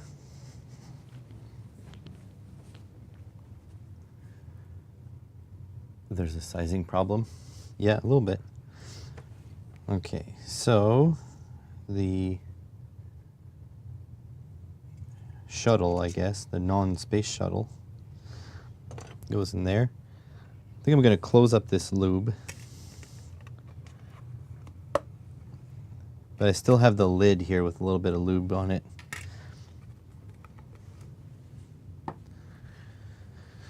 And I also have this cyanoacrylate glue drying up. I'll put it to the side. Okay, so this shuttle there.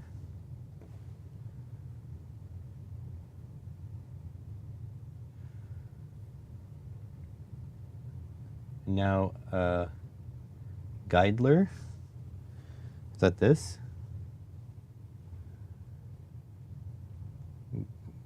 Guidler there. Latch. Do I have a latch? Did I not get it? I didn't get it.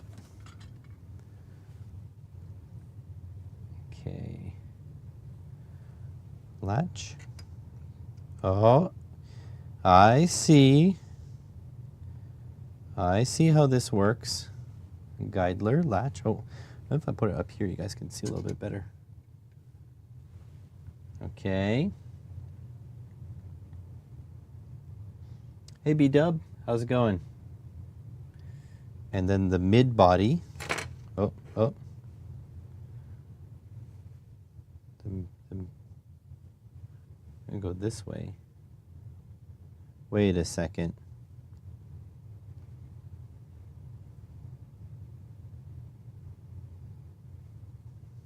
This way?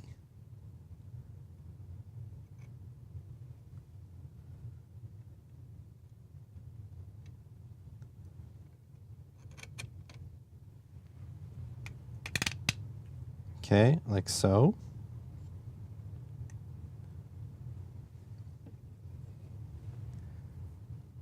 I don't know. Maybe you buffered. Is this one looks cured. That's good. Okay, mid body is on. M3 by 25.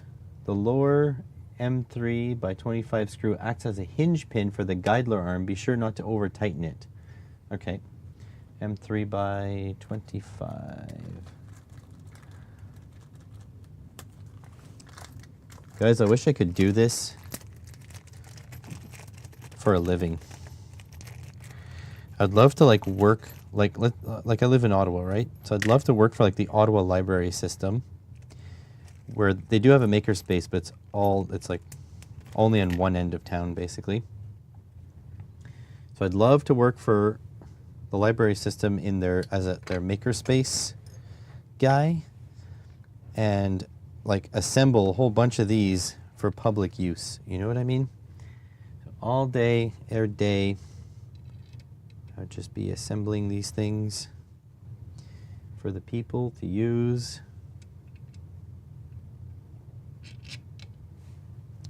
That would be awesome.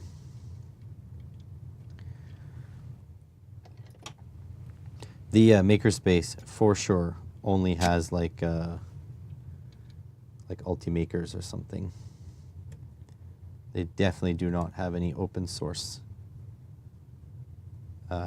printers. I I can guarantee that. Okay, I think I may have... Oh yeah, no, I think this goes there. Tighten that one down.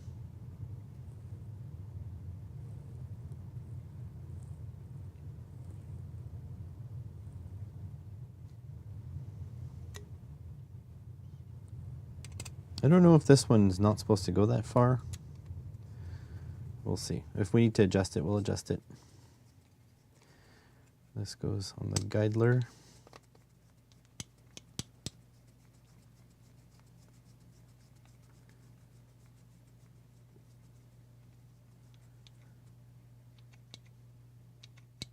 This still goes. It's good. Just this one I'm not sure of. Sitting a bit proud.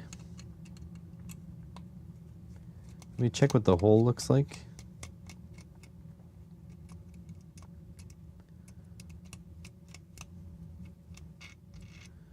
No, it feels like it should go down in there. Oh, there we go. Something wasn't right. It is now.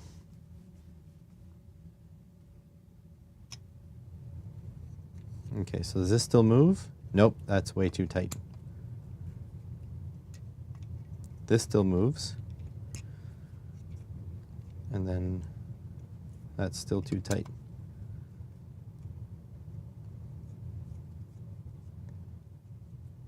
So I don't know, this is supposed to latch over this, right? Oh yeah, there we go. Ho ho ho. Oh, that's tight. Get up there. There we go. Might need to loosen this guy a little bit.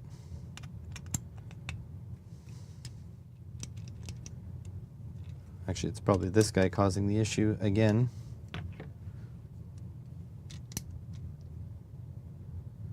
Oh, it's loose here. Tighten that. Oh, now it's too tight. Yeah, I don't want to get lube where the filament path is going to be. There we go. That feels good. Ugh.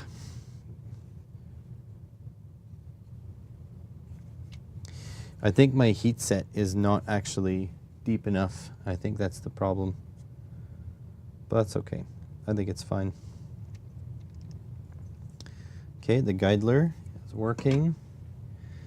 Now we put screws down this way, M3 by 10. M3 by 10.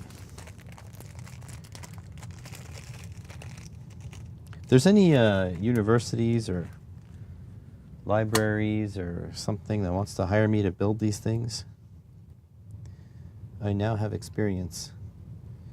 Welcome back, Carter. Oh, so that doesn't fit. Gonna need a ball head. That's a shame. I like these drivers. Oh, no, no, no. Uh-oh. I think we've got our first... Okay, well anyways, I dropped it. I don't know if it's lost yet. Let me see if I can put this one in. Gonna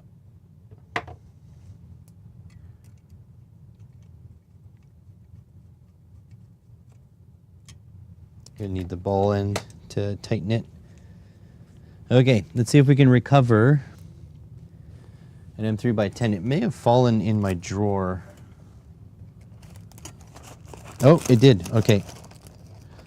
So far, we have not lost a single part, which honestly I did not expect. I expected to lose several parts. That's why I was nervous about not having stuff in stock. Okay, we need the ball end. Tighten that.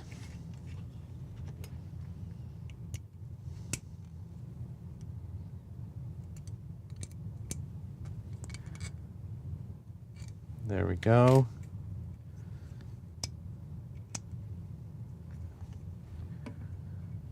Okay.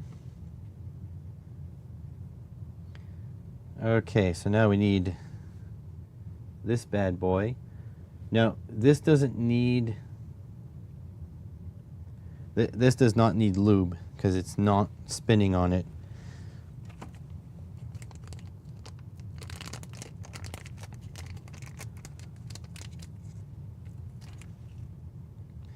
And we screwed up. I put the one with the set screw in here. I should be able to pull this out.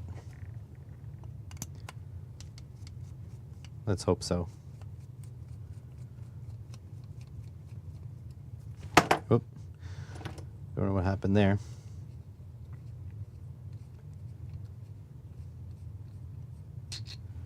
Hold this for me, will you? Yes. Okay, so I put the gear with the set screw on here. And that's why the bearings wouldn't go all the way in. So we need to pull this gear out now. And I don't like clipping and unclipping things too often from plastic. But we don't have a choice. I have left me no choice. So yeah, if I break this, it's game over. I don't have a way to print ABS. So that was a pretty bad mistake. So yeah, let's hope we don't break this piece taking it apart. Where is there? Let's gently try to pry this out. Oh, that scared me.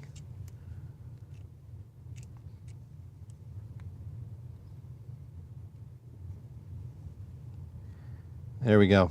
We got it out. Okay, so I'm going to transfer the bearings into the other gear.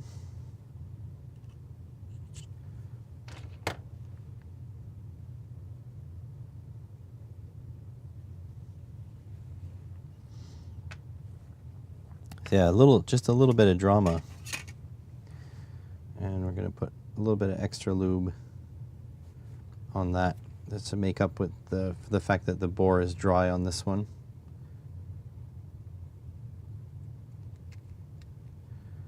There we go.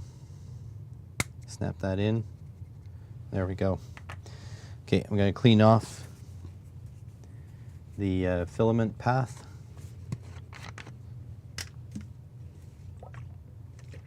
A little bit of alcohol.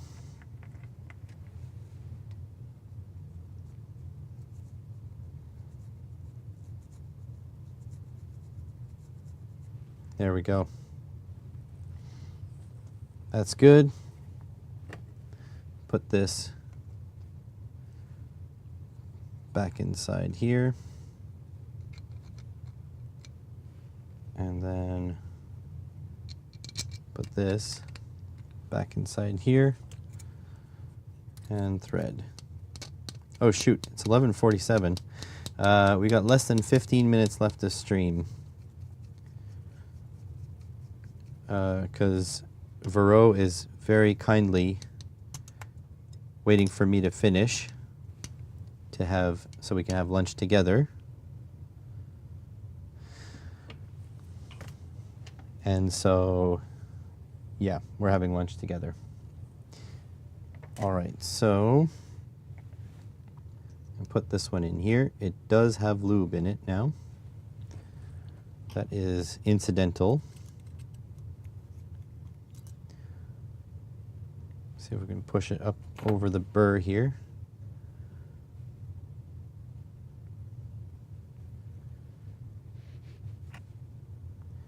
For lunch,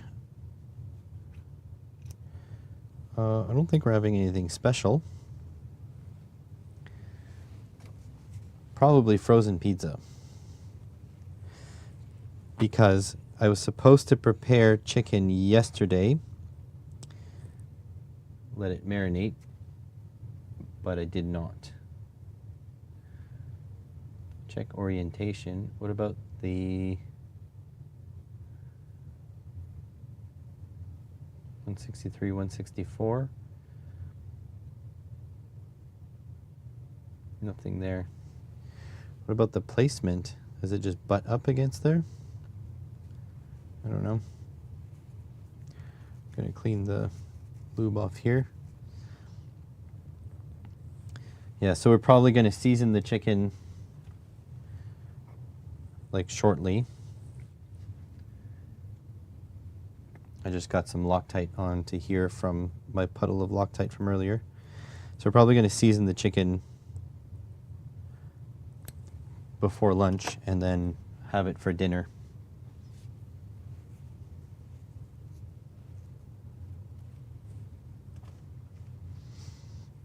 Okay. And then that goes in here. Oh, that's a tight fit in there.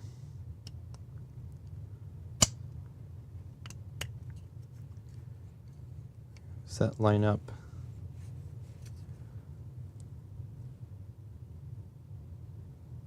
It does seem to. There's no real way to see, though.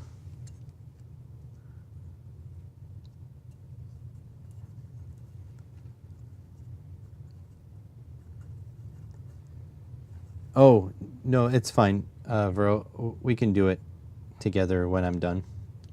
I'm done in 10-ish minutes anyways. If I'm like at an impasse, I want to keep going until I get to a point where I should stop, like a natural stopping point.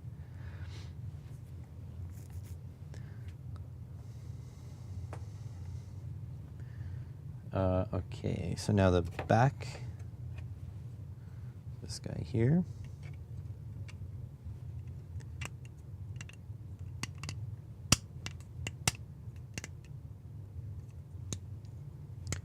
So like that. Does it still spin? It's tight. I don't know if, oh.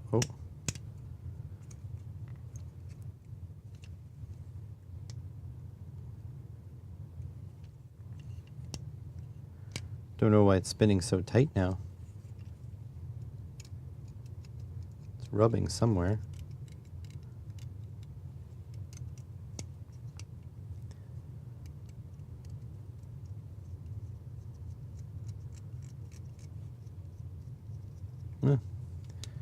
I don't know. Okay, M3 by 6.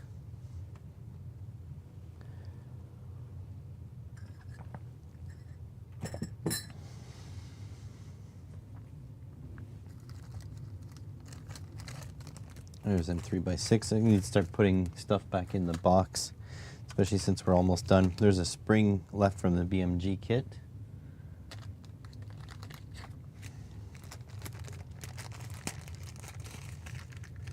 So 3 M3 by 6.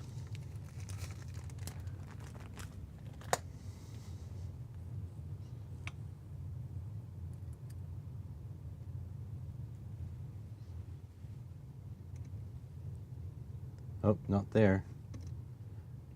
There. 1.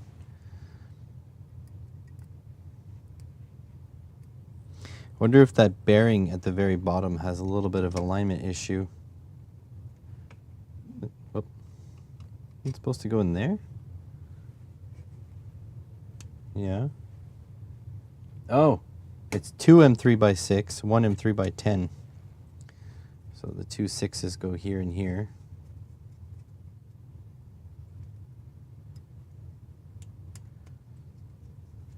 Let me say this in a way. If there were 3s, 6s, 10s, I think I'd be a 6. But my wife, she would be a 10. So, you know, 2 6s, but you only really need...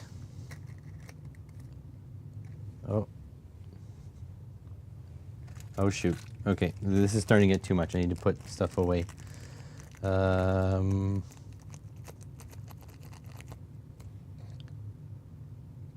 The M3x10s are not in their spot.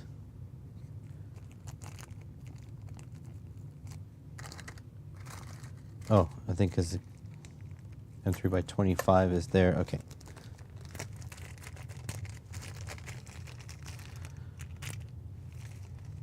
So yeah, here's the 10. You can say coronavirus on YouTube now.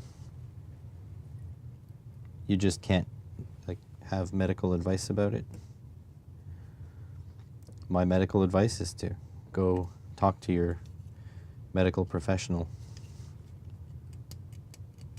So that doesn't feel super smooth, but it's spinning on...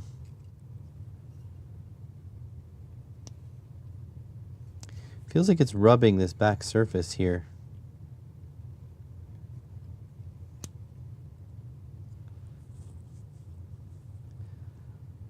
But the bearing clearance is proper. That's interesting. Maybe it'll just wear in. Tolerances might be a little tight. Okay, for the next step we need to ensure that the 50 teeth gear is not rubbing on any of the plastic. Should be generally centered in the available space. I'll say it is not. How do we fix that?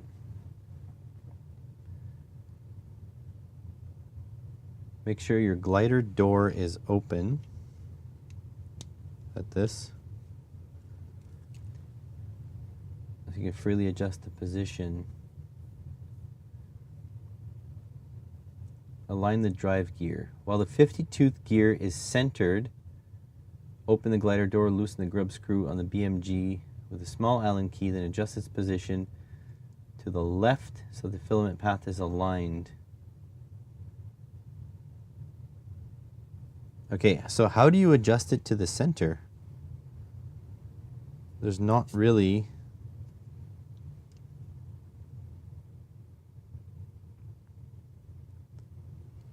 Right? There's not really a way to do that. You just say like, oh, make sure it's aligned. Like, do you just prise up on it?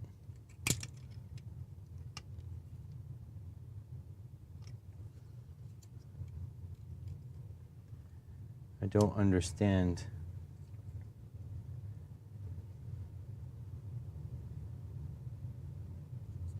The guidler door is open. It's that. Okay, so I definitely see that the BMG, that the gear is not aligned with the filament path. But I would like to adjust, but it's all the way this way.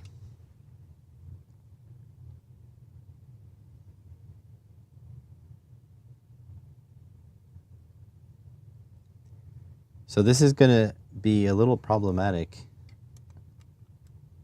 I don't really know how to fix that.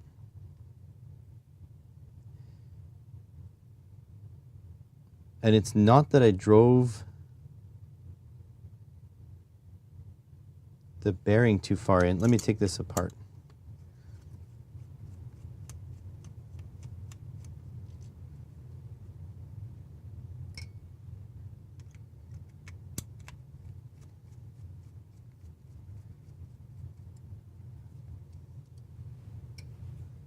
So it feels like the shaft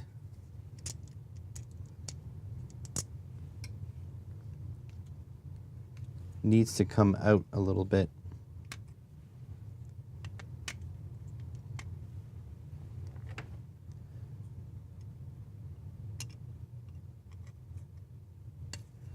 So this, let's pull the shaft out.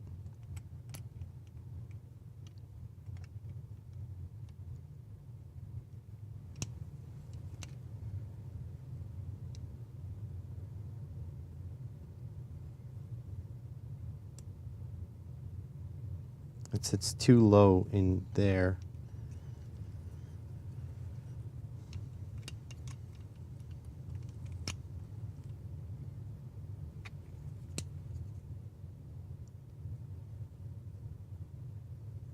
So that centers, that's good. In fact, now the gear is pretty well exactly aligned. So I need to put a spacer on it, but it won't come out.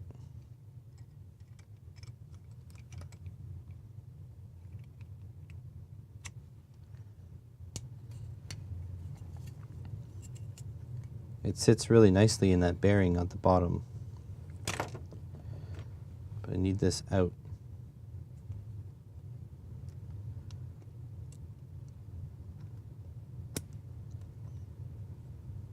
Get out. It came out a little bit.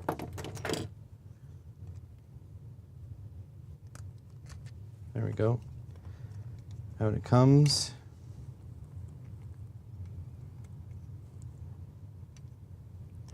It fits so tight around that bore.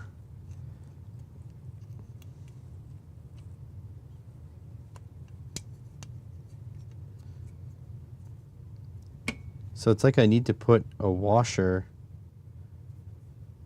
on this side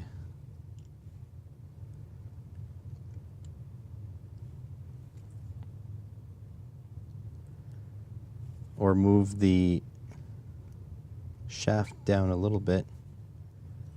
I don't know if this comes off. This was pressed already. This was already on there.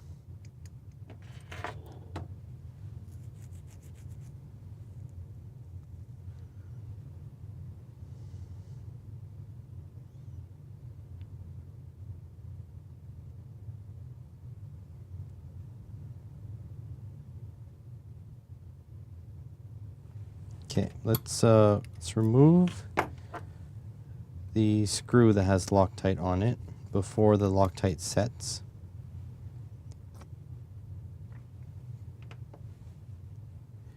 So I need to move the shaft slightly that way, it feels like.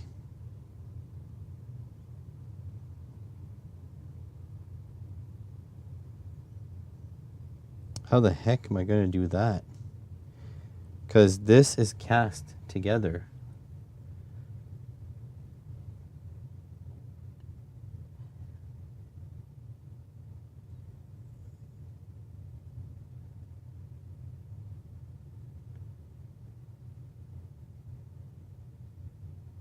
Place the side of the bearing flat on the table and push the white gear with both thumbs. I think they're talking about that. Right, but like, I feel like I'm gonna snap it.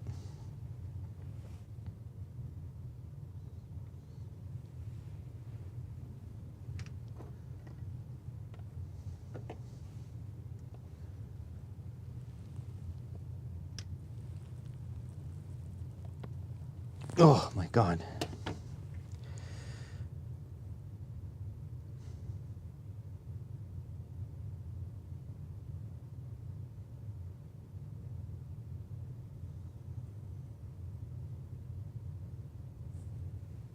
I don't know if I'll be able to move this, but like,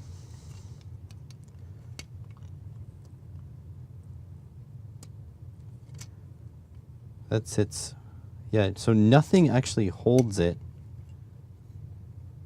from coming up. So maybe I do need to find a way to shim the bottom.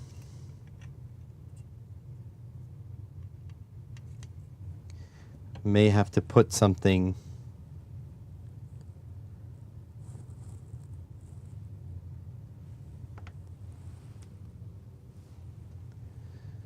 at the bottom.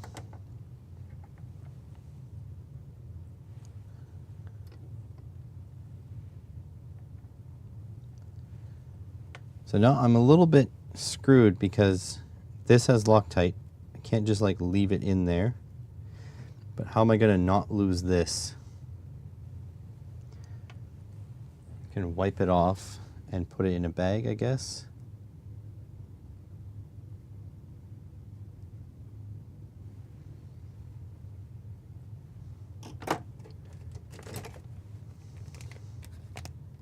In a bag it goes.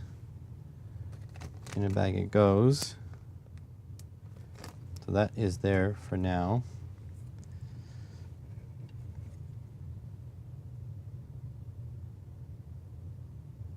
But yeah, I feel like I might have to figure something else out.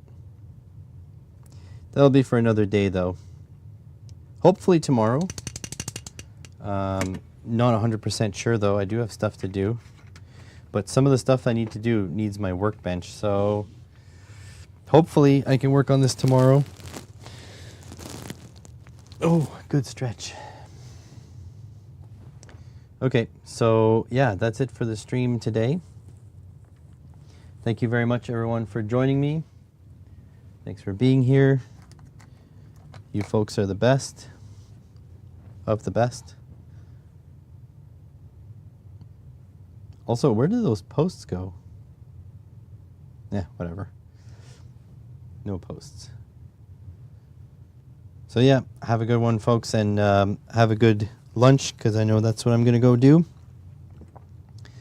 And hopefully I'll see you guys tomorrow morning. I'll see if that's the plan. Have a good one, folks.